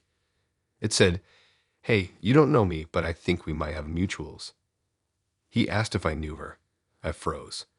The profile picture was of her cat, the same one she'd sent me photos of. I tried to play it cool, said she was someone I'd been seeing. He said she'd been messaging him for a couple of days, talking about random things, asking about me. Apparently, she'd said she was my close friend, and that she wanted to get to know him to surprise me somehow. Jason thought it was a prank at first, but when she started describing details about me, where I live, the kind of car I drove, he got weirded out. I didn't even know what to say. My stomach felt like it dropped. I texted her right after, asking if she'd been messaging my coworker. She replied instantly, saying, "Yeah, I thought it would be funny. I wanted to see what you were like at work." I told her that wasn't okay, that she'd crossed a line. She just replied, "You're overreacting." I was curious. That night, I called her. I wasn't even angry, just confused. I asked why she pretended to be someone else. She said she wasn't pretending, that she just wanted to see how people talked about me when I wasn't around. She said it like it was a test of honesty, not invasion. I told her I needed space, and she got quiet for a bit before saying, "You always say you like honest people." I'm just being honest about what I did. The next few days, she didn't text. I thought maybe she realized she went too far. Then out of nowhere, one of my other coworkers, Sarah, asked if I'd been giving out her number. I said no, and she showed me her phone. Another account, different username, but the messages were the same pattern. Asking about me, pretending to be someone who knew me. I called Lily again. She didn't pick up. A few minutes later, she texted, "You shouldn't be angry. It's not like I hurt anyone. I just wanted to understand the people you surround yourself with." That's when I blocked her. But even then, she wasn't done. A few days later, I noticed she created a fake profile on Tinder using my pictures. It wasn't my name, but everything else was me. My age, my photos, even my bio, copy word for word. I reported it immediately, but it stayed up for a few days before being removed. She didn't message me directly after that, but she didn't have to. The message was clear. She wanted to prove she could still reach into my life, even after I cut her off. Weeks passed before things finally went quiet. I started seeing someone else later that year, someone I met through friends, not online. Things were going well, and I hadn't thought about Lily in months. Then one evening, my girlfriend showed me something. It was a DM she'd gotten from a random account. The message said, "Just be careful. He's not who you think he is." There was no name attached, but the writing style, the lowercase sentences, it was her. That was the last straw. I changed my number, deleted every trace of her online, locked down all my accounts. For a while, I even considered switching jobs just in case she still had connections through my coworkers. Eventually, she disappeared. The fake accounts stopped, no more messages, no more weird encounters. It was like she'd evaporated. But I never really forgot it. Every time I get a message from someone new now, I second-guess everything. I check their usernames, look up their profiles, notice every tiny inconsistency. It's not even about fear, it's about awareness. People like Lily don't start out strange. They ease into your life like normal people do, saying all the right things, doing all the small gestures that make you feel seen. Then, before you realize it, they've mapped out your entire world. I don't use dating apps anymore. I tell people I just prefer meeting naturally, but the truth is, I don't trust digital strangers anymore. Not after her. Sometimes I still think about that first date, the quiet cave, her soft laugh, the way she tilted her head when she was thinking. If someone told me that girl would end up pretending to be me and messaging my coworkers, I'd have laughed in their face. Now I just lock my phone before I sleep and keep it face down. I live quieter and more carefully. And whenever someone says she seemed harmless, I just nod, because I know exactly how that story ends.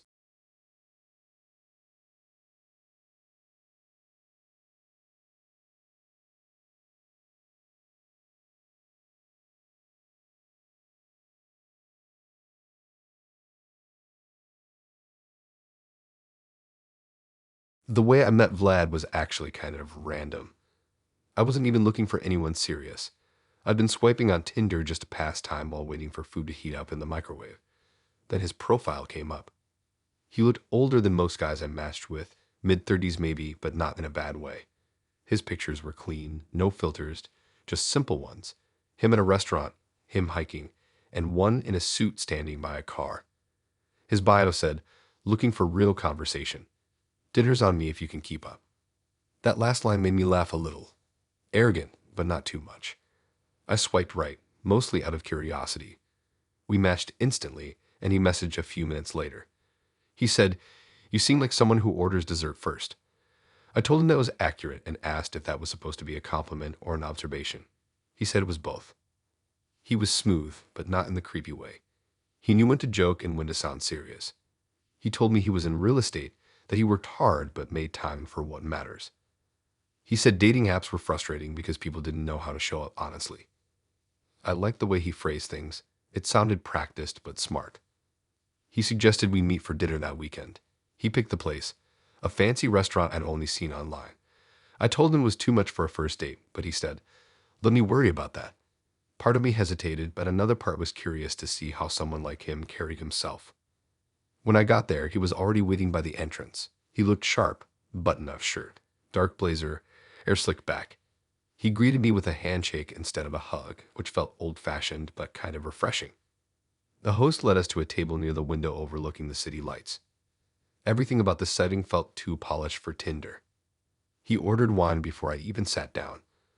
The way he talked was interesting, confident but calm, like someone who's used to being listened to. He asked about my family, my goals, what I did for work. He told me about growing up overseas and coming here for a fresh start. He mentioned being in real estate investments, but didn't go into details. Dinner was actually great.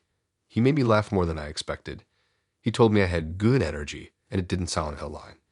At one point, he said, "You don't flinch easily. That's rare." I wasn't sure what he meant, but he said it like it was a compliment. When the check came, he didn't even look at it, just handed over his card. The waiter thanked him by name, which made me think he was a regular there. As we walked out, he asked if I wanted to grab dessert somewhere else. I said sure. We went to a small gelato shop down the street. It felt more relaxed there, less fancy. After that night, we started talking more often.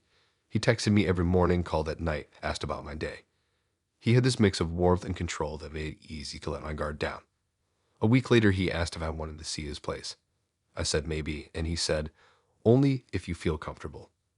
When I finally went over, his apartment looked like something from a design magazine, neat, expensive, and empty. Not empty as in messy, but there wasn't much personality. Just clean surfaces and muted colors.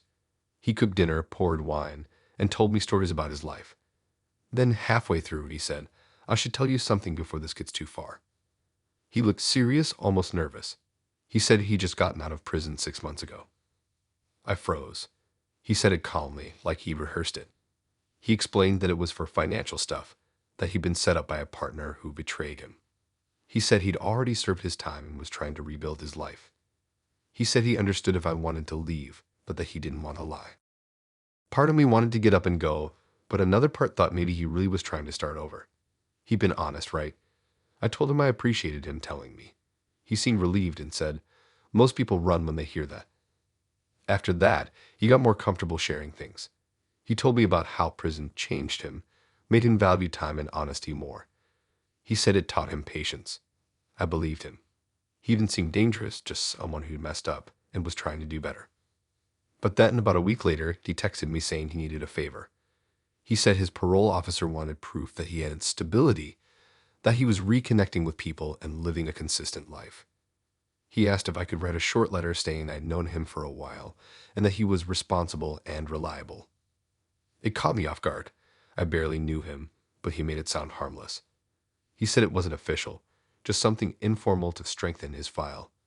He even said, "You'd be helping me more than you realize." I told him I wasn't comfortable lying. He said it didn't have to be a lie, just an exaggeration. He said he understood why I'd hesitate, but that it was just bureaucratic nonsense. I told him I'd think about it. That night, he sent me a voice note. He sounded emotional, saying how much he appreciated me, how he felt seen for the first time in years, how he didn't want to lose that. He said he'd pay me back for all the dinners he'd bought if I just helped him this once. The way he said it felt like pressure disguised as kindness. I didn't reply. The next day, he showed up outside my apartment. I hadn't told him where I live, but I guess it wasn't hard to find. He said he just wanted to talk. I told him it wasn't a good idea. He said he'd leave if I promised to think about the letter. I said I would, just to get him to go. After that, I didn't hear from him for a few days. Then one afternoon, I got an email from an unknown address. Attached was a document titled Character Reference. It was already written out, with my name on it. He'd written it himself, pretending it was for me. It said I'd known him for over a year, that I'd seen him rebuild his life, that he was a trustworthy and dependable individual. I felt sick. I texted him immediately, furious. He replied, "I just needed a signature. You don't even have to send it. Just keep it in case they ask." I told him to delete it. He said, "You owe me nothing, but I thought you understood me." That was the last message I sent before blocking him. A few weeks later, I got a call from an unknown number. It was a woman. She said she was his parole officer. She wanted to verify some information he provided. Apparently, he'd already submitted the letter. My fake letter. I told her I didn't write it, that he forged it. She apologized, said she'd handle it internally. After that, he disappeared. His number stopped working. His Tinder profile vanished. I never saw him again. Months later, I got curious and searched his name online. There it was, his mugshot. He'd been arrested again for falsifying documents and violating parole. I don't know if my situation had anything to do with it, but seeing his face in that article made my stomach twist. Looking back, I still can't tell if he was genuinely trying to start over, or if it was all another performance. Maybe both. People like him know how to blend truth with lies so smoothly that you can't separate one from the other until it's too late. Now, I don't go on fancy dinners for first dates. I don't let anyone pick the place, and I don't trust anyone who tells me the exchange. Maybe that's unfair, but I'd rather be cautious than end up part of another one of Vlad's redemption stories. I live quietly now, stick to simple places, small circles, and honest people. Because I learned that some of the calmest smiles hide the biggest storms. You just don't see it until you're sitting across the table, sipping wine, and hearing them ask for a favor that makes your blood run cold.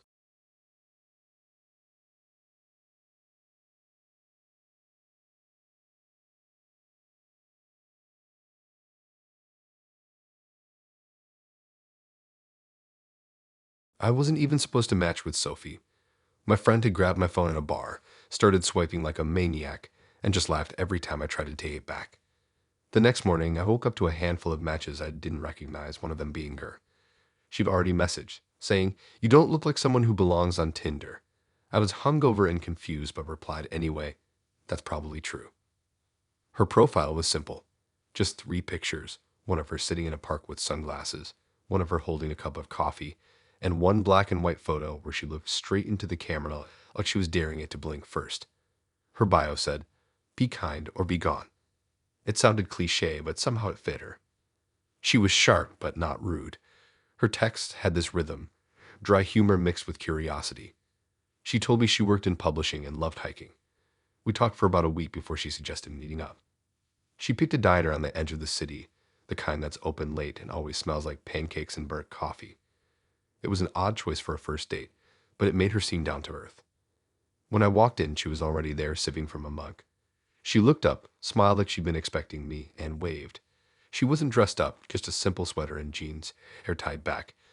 But there was something about the way she carried herself that made everyone in the room notice her without trying. We talked for hours. She told me she wasn't really into dating apps, but joined because her friends dared her. She said most people on Tinder were emotionally unavailable tourists, and that she wanted to meet someone who wasn't pretending to be chill about caring. I told her that was fair. We clicked, and I didn't expect that. After dinner, she said she wanted to take a walk. It was cold, but we didn't care. We talked about books, travel, and how weird modern dating had become. She said, "People collect heartbreaks like souvenirs." That line stuck with me. The night ended easily. No awkward goodbye, no weird tension. She just hugged me, said, "You're not bad company," and walked off. We started texting regularly after that. Morning messages, memes, random quotes from books she liked. She was funny, but never too open. There was always this edge to her, like she was protecting something. I thought it was just her being careful. After a few more dates, I started to really like her. She wasn't dramatic, didn't play games, and seemed to genuinely enjoy spending time with me. But every now and then she'd say something that made me pause, like once when she said, "I always wonder what kind of person someone becomes after you leave them." I laughed it off, but she didn't. She just smiled and said, "You'll see." It wasn't until our fifth date that things got strange. We'd spent the day at a museum and ended up back at her apartment afterward. It was small but cozy, with stacks of books and candles everywhere. She made tea, and we sat talking on our couch. Everything was calm, until she said out of nowhere, "You know, it's funny. Every guy I date ends up blocked." I laughed, thinking it was a joke. She didn't laugh back. She said, "It's not personal. It's just part of my process." I asked what she meant. She said she liked seeing how people reacted when she suddenly cut them off. She said it told her everything she needed to know about who they really were. I stared at her, waiting for her to say she was kidding. She didn't. She looked completely serious, sipping her tea like she'd just mentioned the weather.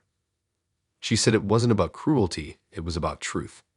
People show their real selves when they lose control, she said. Blocking is just a trigger. I told her that sounded manipulative. She shrugged and said, "Maybe, but it's honest." I didn't even know what to say. We sat in silence for a while. Then she smiled again, like the conversation never happened, and asked if I wanted more tea. After that night, things felt different. She still texted, still acted normal, but something underneath had shifted. I found myself waiting for it, the moment she'd decide to vanish. It came faster than I thought. We planned to meet the following weekend. I texted her that morning to confirm, but the message didn't deliver. I tried calling, straight to voicemail. I checked Tinder, and her profile was gone. Instagram gone. Her number blocked. I stared at my phone for a long time, trying to make sense of it. Then I remembered what she'd said. Every guy I date ends up blocked. I told myself to move on. But a week later, I got a message from a mutual friend I didn't even know we shared. It was a link to a private blog. The title read, "The Exit Game." I clicked it. It was hers. Each post was about a person she dated. Not names, but detailed stories. The dates, the conversations, the endings. Each one ended the same way, with her describing what happened after she blocked them. She talked about how they reacted. Some begged, some got angry, some went quiet. She analyzed it like it was an experiment. And then there was one new post. I didn't even have to scroll to know it was about me. She called it the calm one. She wrote about how I didn't chase and stayed still when abandoned. She said I made her feel less in control than usual, that it fascinated her. She ended the post with, "He won't message again. He's the type that red silence is closure." She was right. I didn't message her. I didn't comment. I didn't even report it.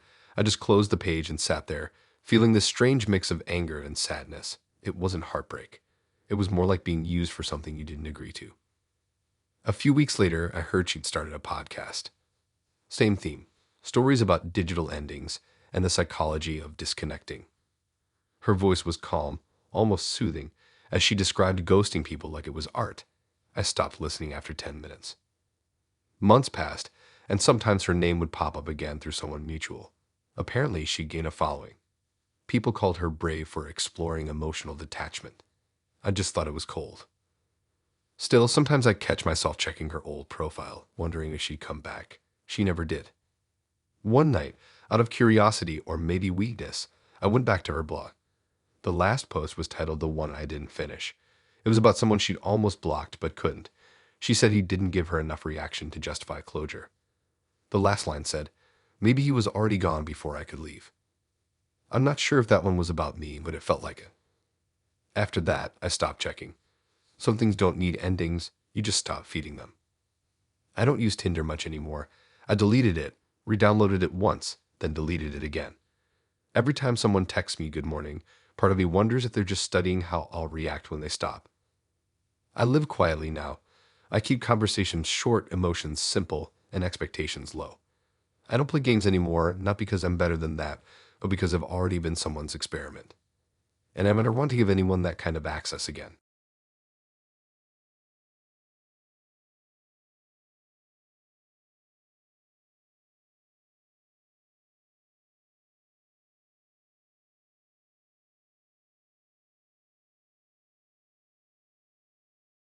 Tinder always made me feel like I was window shopping for people. Most profiles looked identical, gym selfies, vacation pictures, bios full of cliches about good vibes. I deleted the app at least 3 times, but somehow boredom always won. That's when Alex showed up. His profile was plain. No quotes, no gym mirror pictures.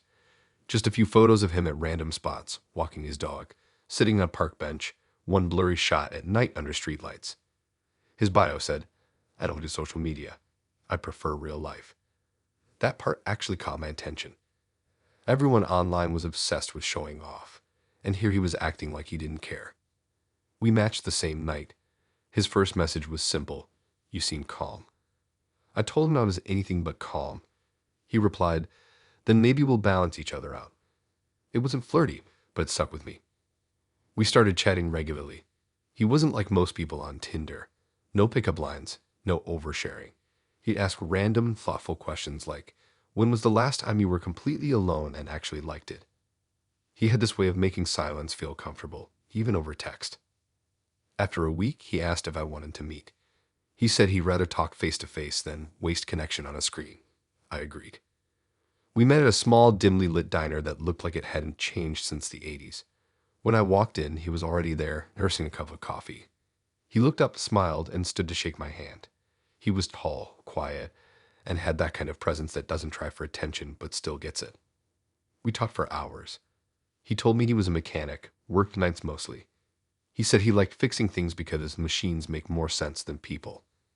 I told him that was kind of sad, and he said, not sad, predictable. The way he said it made me laugh.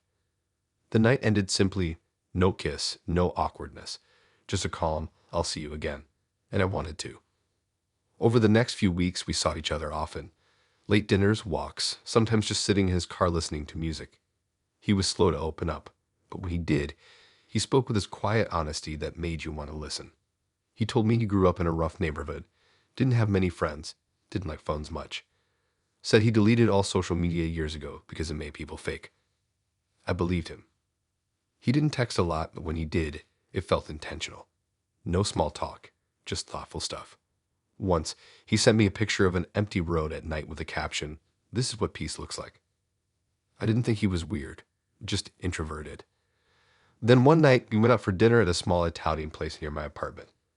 Everything was fine until I noticed him staring, not at me, but at the couple behind us. He wasn't being creepy, just watching. I asked what he was looking at, and he said, "People act different when they think no one's watching." I laughed it off, but something about how serious he looked gave me a strange feeling. Later that night, he dropped me off and said, "You look different when you're not aware of it." I asked what he meant, and he just smiled, said goodnight, and drove off. The next few days, he didn't text much. I figured maybe he was busy.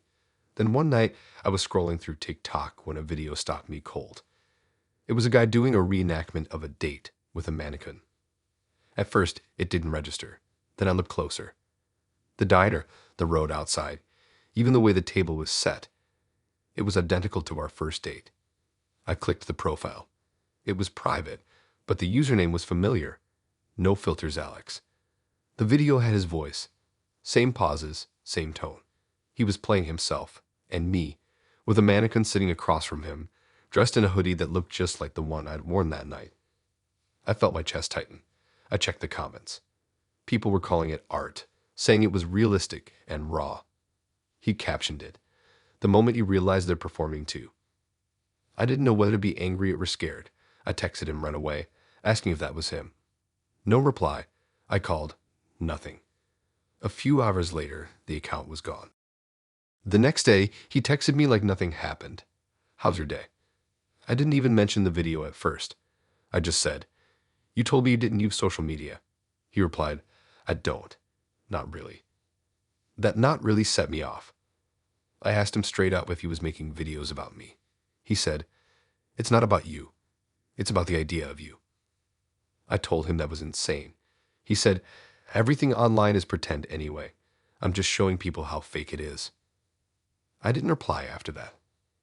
A few days later, my friend sent me a link to another video, this time reposted by a different account. It was another reenactment, same style, but now there were captions explaining each emotion he was portraying. The mannequin was wearing sunglasses this time. The background looked like a mock version of my living room. I hadn't invited him inside before. The layout wasn't exact, but it was close enough to make my stomach drop. I blocked his number right after. Then I reported the video when it was already spreading. People thought it was part of some short film series. They called him a creative genius. I stopped checking after that. Weeks later, I was leaving work one night when I saw a familiar car parked across the street. Same color, same dent on the bumper. It was him sitting in the driver's seat. I froze, trying to decide if I was overreacting. He looked up, met my eyes through the windshield, then started the engine and drove off. I went straight home, locked the door, and didn't sleep that night. The next morning, I checked my messages. Nothing. No calls, no texts, just silence. A week later, another friend sent me a video. Same style, same mannequin, but this time it was sitting alone in a dark room. The caption said, sometimes the real performance starts after they leave. I didn't finish watching it. Eventually, his videos started gaining traction online. People praised him for challenging modern dating culture. I stopped clicking anything that might lead back to him. I never saw him again in person. Not once. But every so often, I'd get a random message from an unknown number, just a photo. Always something ordinary, a cup of coffee, an empty diner booth, a dark road. No text, no context. After the third one, I changed my number. Now, when people ask why I'm not dating, I don't even bother explaining. How do you tell someone that the last guy you went out with turned your conversations into scripts and reenacted them with a mannequin for the internet? I don't use Tinder anymore. I don't even take many pictures of myself these days. I live quiet, low profile. I don't want to give anyone more material. Sometimes I think about what he said, that people act different when they know they're being watched. Maybe he was right in some messed up way. But I also know this, some people don't just watch to understand. They watch to control the story. And I'm done being anyone's story.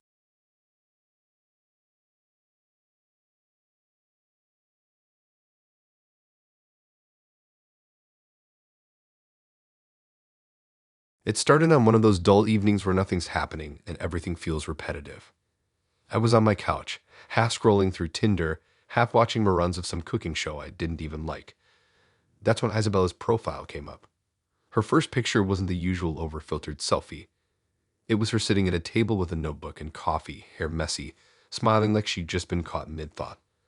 The rest of her photos were random, one of her standing in a sunflower field, another of her laughing with friends, and one blurry one that looked like it was taken accidentally. Her bio said, trying to be better, one cup of coffee at a time. There was something about her profile that felt calm, honest maybe. So I swiped right. We matched instantly, and her message came not long after. You look like you'd rather talk than text. That was her opener. I told her she was right. Our conversation flowed easily. She was funny, self-aware, and had this way of turning every small talk question into something deeper without making it awkward. She said she moved to my city recently to start fresh. When I asked what that meant, she said, "It's a long story, maybe for in person." We decided to meet a few days later. She picked a little brunch spot near downtown. When I got there, she was already sitting outside, stirring her drink absent-mindedly. She looked exactly like her photos, real, no filters, no pretending. I sat down, and right away she said, "Before we get into small talk, I should tell you something weird." That's how the date started. She told me she was pregnant. I must have looked shocked, because she laughed a little and said, "It's not yours, obviously. I'd just like to be upfront." I didn't even know what to say. She said she was about 5 months along, that the father was out of the picture, and that she wasn't looking for pity. She said she wanted to get back into dating just to feel normal again. I nodded, not really sure what to think. Part of me respected the honesty. Another part of me wanted to leave, but she didn't seem manipulative or weird, just hired, like someone who'd been through a lot and didn't want to hide it anymore. We talked for a while. She told me she worked in marketing before taking a break, that she liked photography, and that pregnancy hadn't been part of the plan, but she was figuring it out. She was funny, self-deprecating, and surprisingly open. It didn't feel like a heavy conversation, it just felt human. By the end of the meal, I wasn't thinking about the pregnancy anymore. She'd managed to shift the energy completely. When we said goodbye, she smiled and said, "You handled that better than most people would have." I laughed and said, "I didn't handle anything, I just listened." She said that was exactly the point. She texted later that night, thanking me for not making it weird. We kept talking after that. Over the next couple of weeks, I saw her a few more times. We grabbed coffee, go for walks, sometimes just sit in the park. She told me more about her situation, the breakup, how she and her ex had been engaged before things fell apart, how he left when she told him she was pregnant. She didn't sound bitter, just sad in a quiet, accepting way. One afternoon, she invited me to her place. It was small but cozy, with plants everywhere and photos pinned along the wall like a timeline. She made tea, and we sat on the couch listening to old records. It felt easy. Then out of nowhere, she said, "You'd make a good dad." I froze. She laughed softly and said, "Relax." I didn't mean it like that. It's just, you're calm. Still, it lingered in my head. A few days later, she texted saying she had a doctor's appointment and was nervous to go alone. She asked if I'd come with her. It felt too personal, but I said yes anyway. Sitting in that waiting room felt strange. I barely knew her, but I was suddenly in this intimate space, surrounded by people with real responsibilities. She seemed grateful I was there. Afterward, she thanked me again and said I made her feel less invisible. That line hit me harder than I expected. We grew closer after that. I started seeing her almost every other day. She'd text me late at night about random things, cravings, baby name ideas, worries about the future. She said I was the only person she could talk to who didn't treat her like a mistake. Then one night, I stopped by her place unplanned, just to drop off something she'd left in my car. She opened the door, and the atmosphere felt different. There were candles lit, soft music playing. She looked tired, eyes red like she'd been crying. She said, "I need to ask you something, but promise you'll hear me out." I said, "Okay." She took a deep breath and said, "I know this sounds crazy, but I think this could actually work." I asked, "What do you mean?" She said, "Us. You, me, and the baby." I stood there not sure how to respond. She said she didn't expect an answer, that she just wanted to say it. She said she didn't want her child to grow up without a father figure, and that I'd already proven I was caring and steady. She said she wasn't asking for commitment, just for me to stay. It was one of those moments where your brain can't keep up with what's happening. I told her I liked her, but I wasn't ready for something like that. She said she understood, but I could see in her eyes that she didn't. After that, things got tense. She'd still text, but her tone changed. Shorter replies, less warmth. Then one day, she stopped altogether. A week later, I saw a post from her on social media. It was a photo of her holding her belly, captioned, "Doing this on my own, the way it was meant to be." The comments were full of support. I didn't say anything. Months passed. I figured she'd moved on, maybe even had the baby by then. Then, out of nowhere, I got a message from an unknown number. It was her. She said she'd been going through old photos and found one of us from that park day. She said she hoped I was doing okay, that the baby was healthy, and that she sometimes missed talking to me. I replied, keeping it polite. She said she wanted to meet for coffee, just to catch up.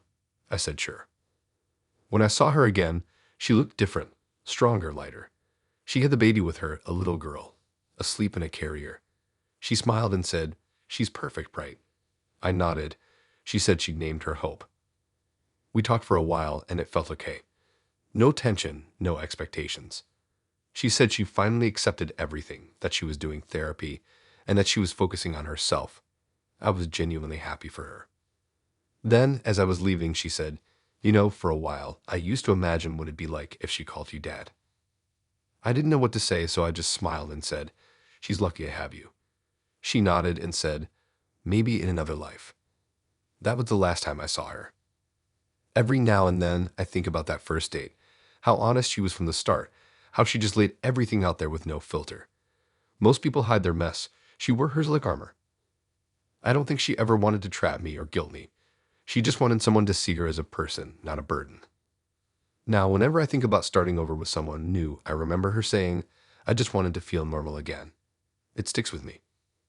I live simple these days. I don't rush into things. I don't promise what I can't give. Don't pretend I can fix someone else's broken story. Isabella wasn't a mistake. She was a reminder that sometimes people come into your life not to stay, but to make you see how fragile and real connection can be, even when it's born from something unfinished.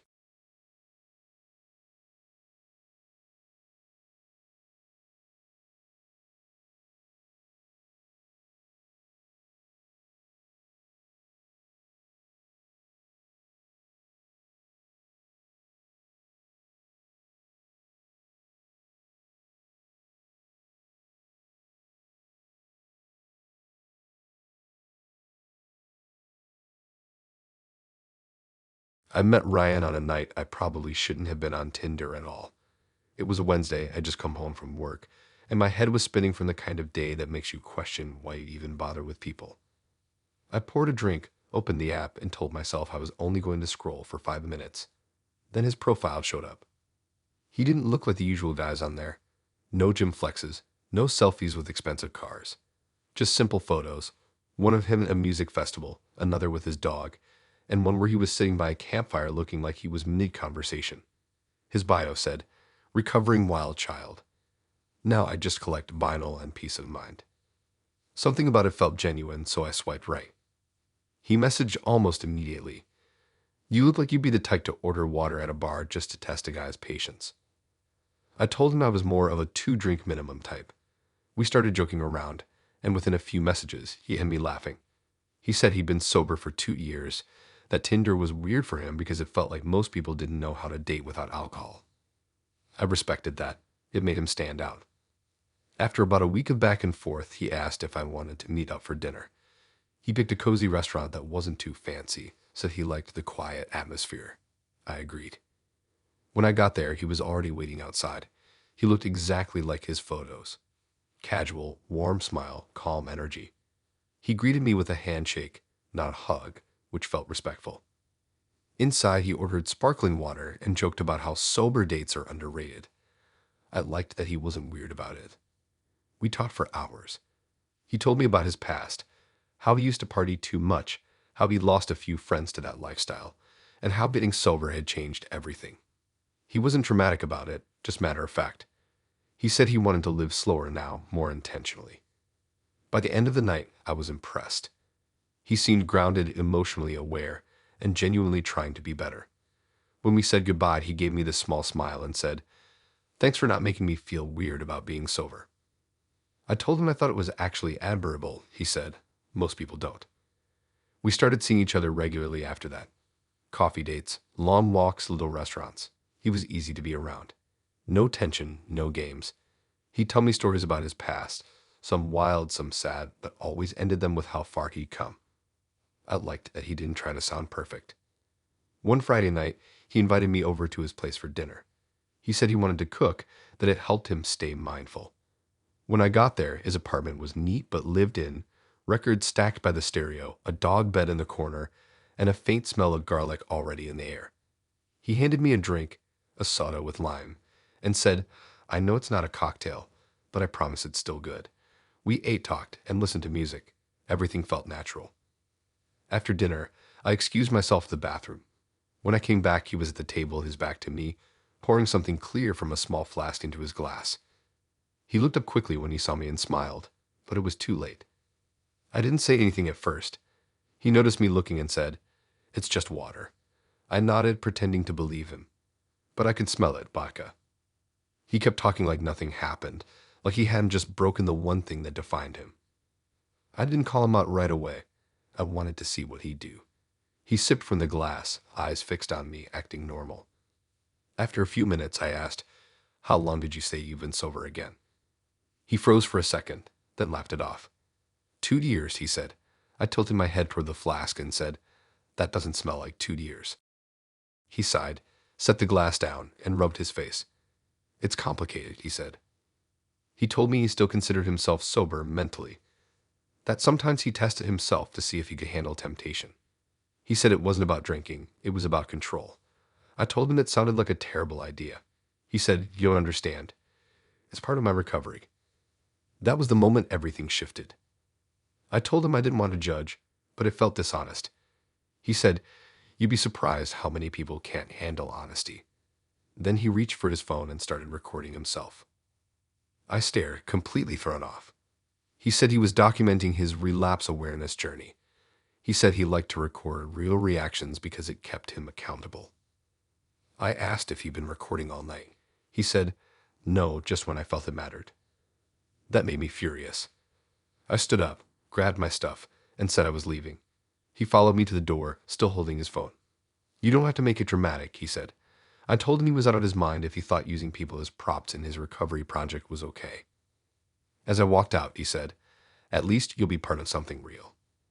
That line made my skin crawl. The next day, I had a message from him. No apology, no explanation, just a link.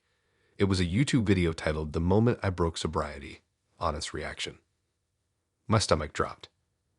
It was him sitting at his table, explaining how he decided to test his self-control by breaking his streak. He said he'd invited someone over to see how they'd respond, that reactions reveal truth. The video blurred my face, but my voice was there, clear as day. I reported it immediately, but by the time it was taken down, it already had thousands of views. The comments were full of people saying things like, "This is raw, and she handled it better than most would." I felt sick. I texted him, demanding he delete it. He replied, "It's already gone. Relax. You help people see what honesty looks like." I blocked him right then. A few days later, I found out through a friend that he had a whole channel. Every video was some version of emotional exposure therapy. He'd record interactions, dates, arguments, awkward moments, and analyze them under the guise of self-reflection. He was turning his mess into content. He wasn't sober. He was addicted to attention. After that, I deleted Tinder for good. I didn't even tell anyone the full story. How could I? How do you explain that someone filmed your reaction to their relapse for strangers on the internet? Sometimes I still think about that night, the look on his face when I caught him pouring that drink. It wasn't shame. It was curiosity, like he was watching to see what I'd do next. I live quietly now. No cameras, no performance, no audience, just quiet. If someone tells me they're working on themselves, I believe them, but I keep my distance. Because I learned that for some people, self-improvement isn't about healing. It's about control. And I'm done being part of anyone's recovery story.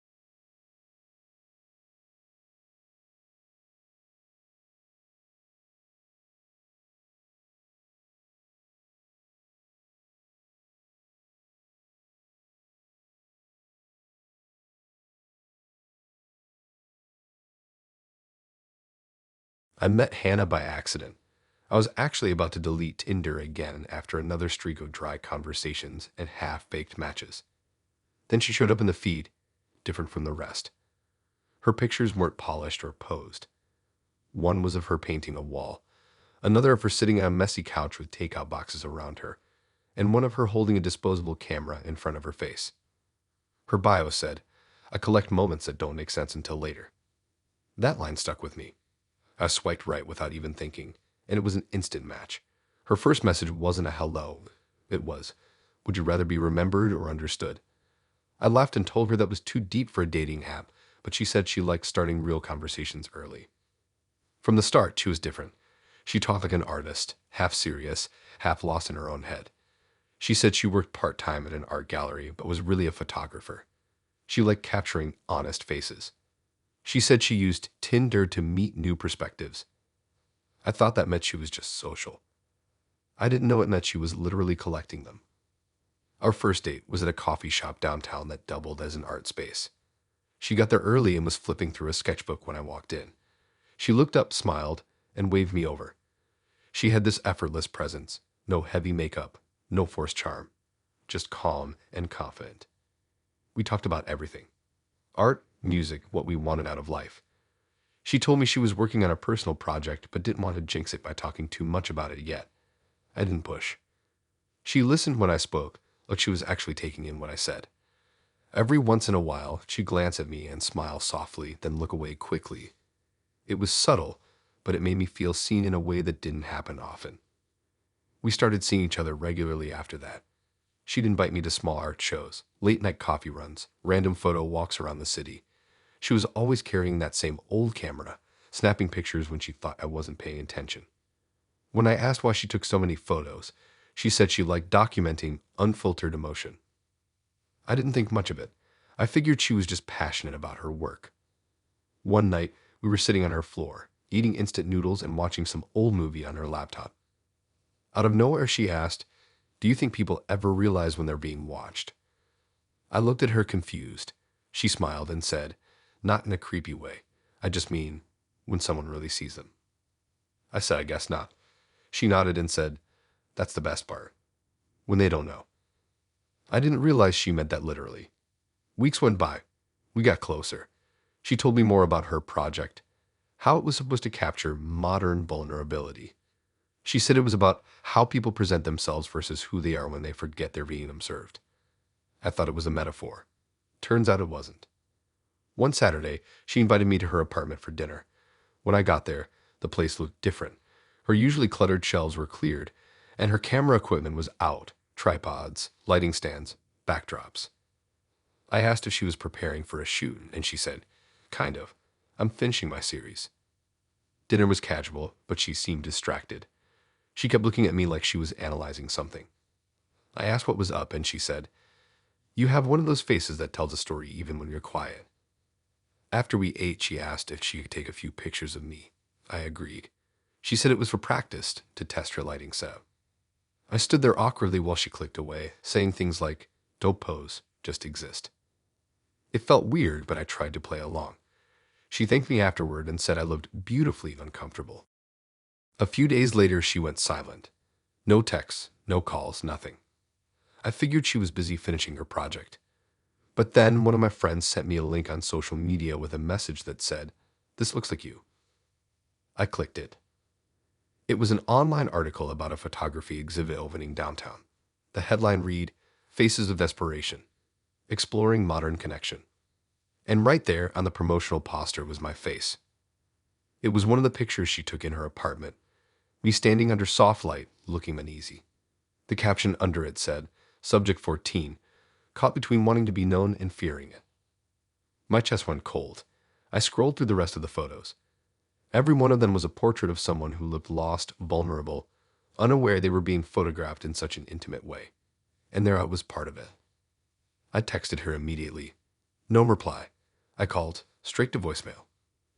I went to the exhibit a few days later, mostly to see it for myself. The gallery was packed. People were whispering, nodding, analyzing. There was even a board on the wall where visitors could write what each photo made them feel.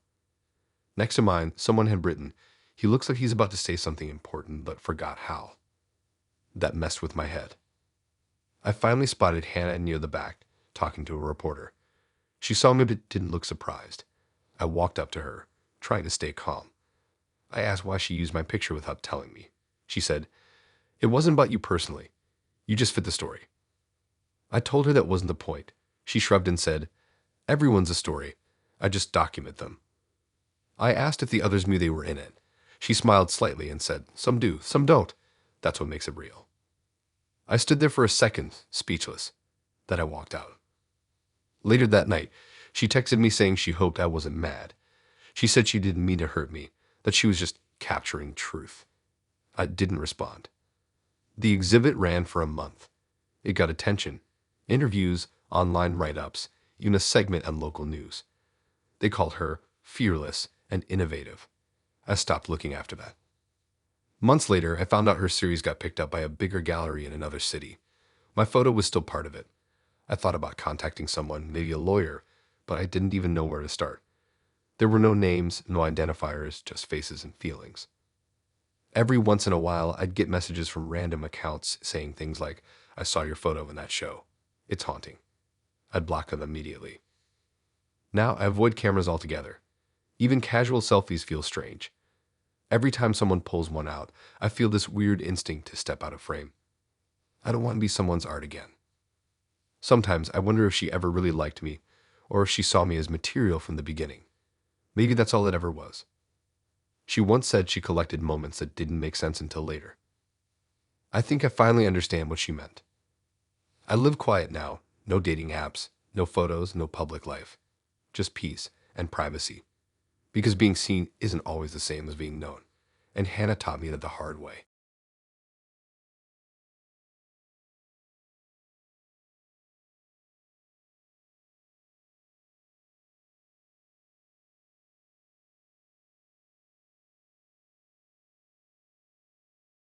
Tinder used to be a joke to me. I'd read through profiles just to pass time when I couldn't sleep, swiping left on everyone because it was easier than actually trying to meet someone. But one night, somewhere around midnight, I matched with Nate. His profile was clean, 3 photos, no shirtless mirror pics, no CEO of something nobody cares about in his bio. It just said, "New to the city, trying to meet good people." That line felt harmless enough.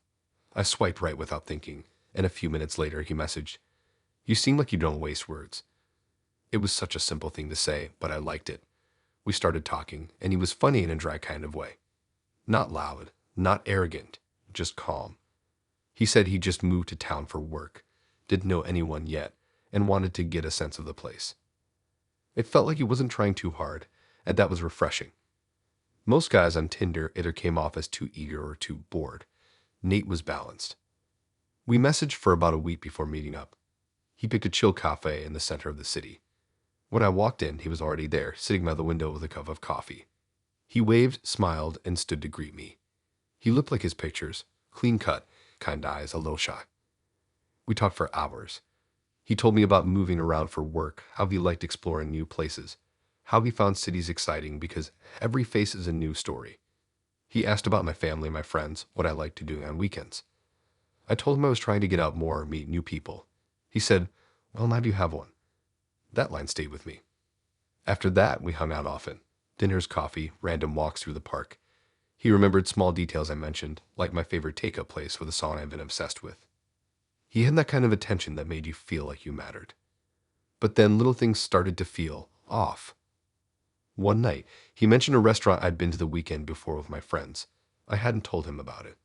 I asked how he knew, and he said, "You posted a picture, remember?" I thought back. I hadn't posted anything. I said, "Where did you see that?" He paused and said, "Oh, maybe I was thinking of someone else." I brushed it off, but something about his tone didn't sit right. A few days later, my friend Olivia told me she'd matched with a guy on Tinder who looked a lot like Nate. She sent me a screenshot. The photos were the same. The name was still Nate, but the bio said, "Looking for something casual." I laughed it off, said maybe it was fake, but it bugged me. I asked him about it the next time we met. He said someone must have stolen his photos. He even acted offended, said, "I barely use the app now. Why would I make another profile?"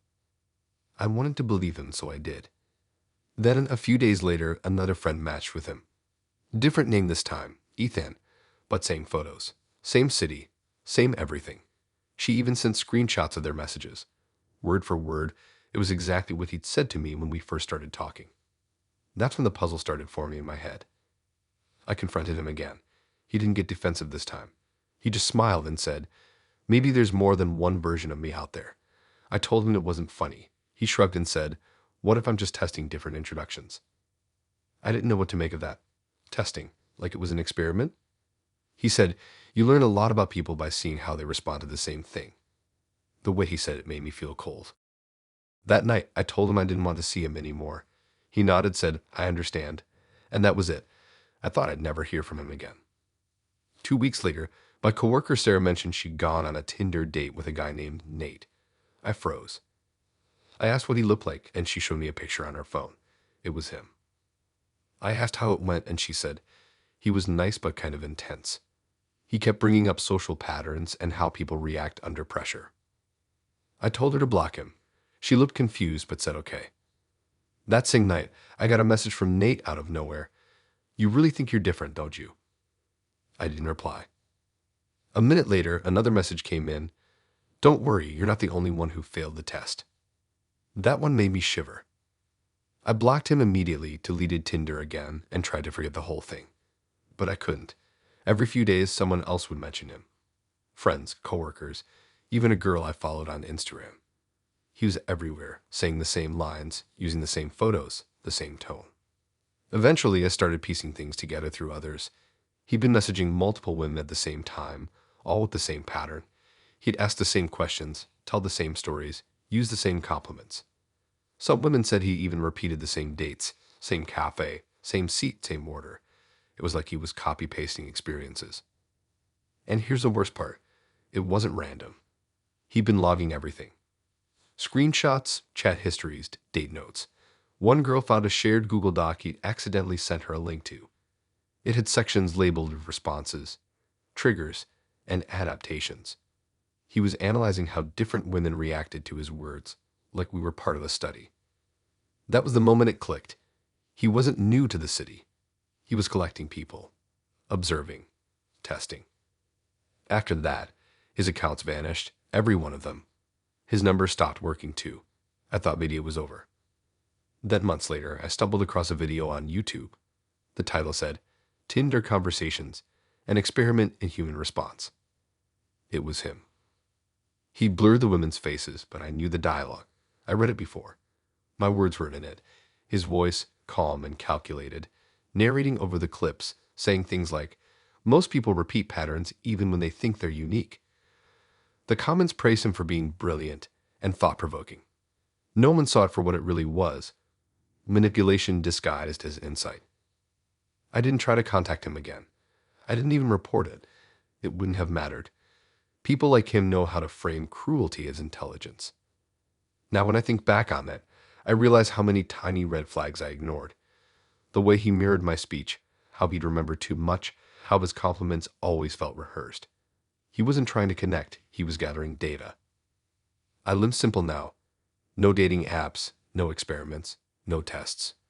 Just quiet life, real conversations, and friends who don't measure me like a research subject. Sometimes I wonder what he was looking for. Maybe he thought he'd figure people out if he observed enough of them. But maybe he just liked control. Either way, I hope he's done testing.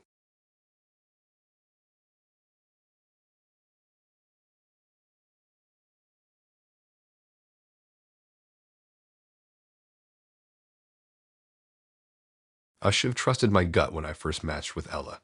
Her profile had that too normal to be real vibe. 3 pictures, all different enough to seem authentic, but vague enough to raise a question. The first was her at a park, sunlight in her hair. The second looked like it was taken in a cafe. The third was a mirror selfie, slightly blurry. Her bio was one line, good conversation over everything else.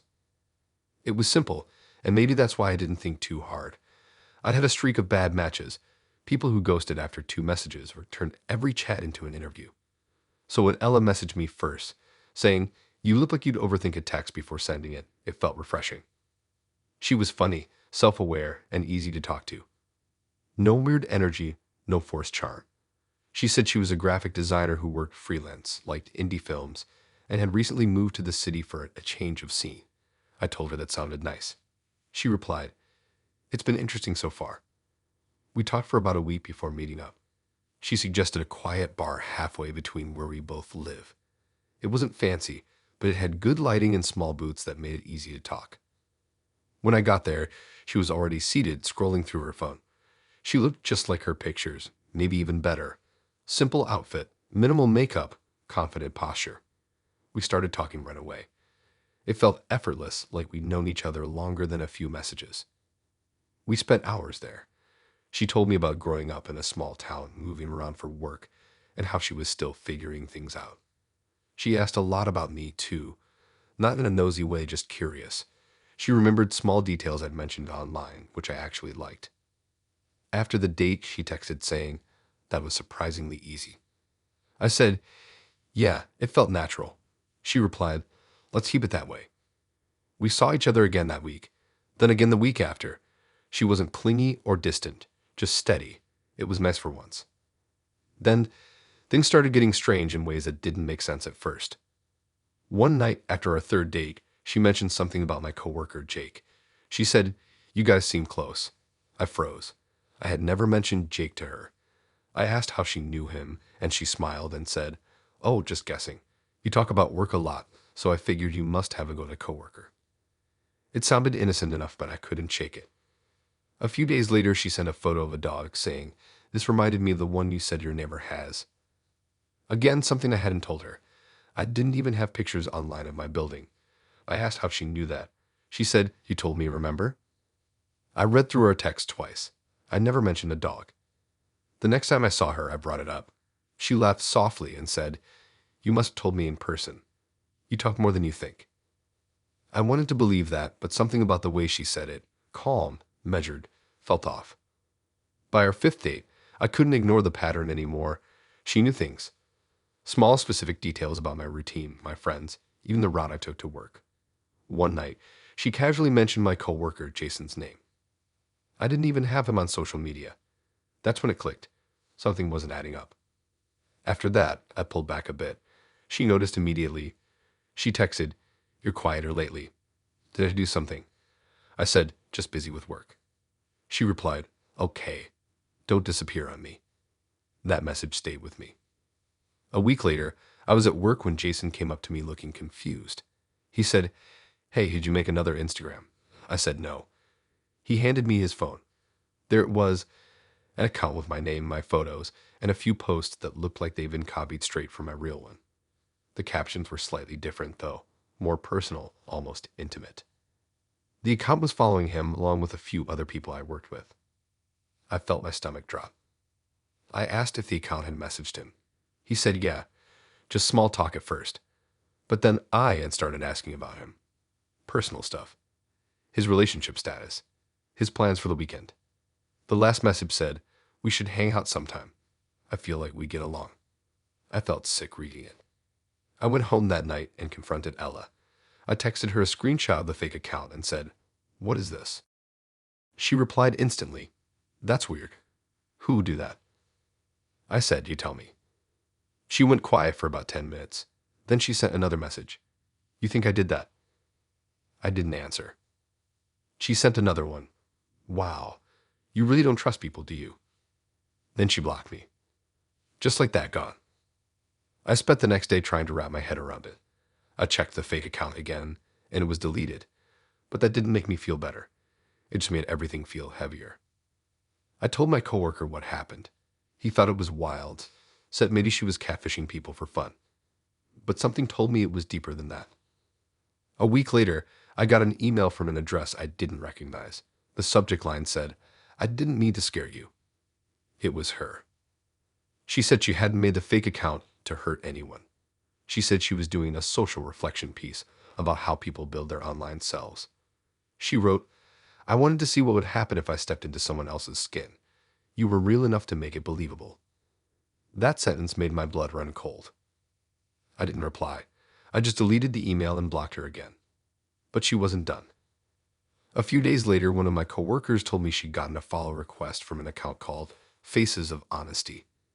It had a single post, a black and white photo of me sitting across from Ella at that same bar where we first met. I hadn't even known she'd taken a photo that night. The caption said, asterisk, he'd never noticed how much of himself he gave away. It was like she was mocking me. I reported it, and it got taken down a day later, but I knew that wasn't the only copy. People like her don't create one version of anything.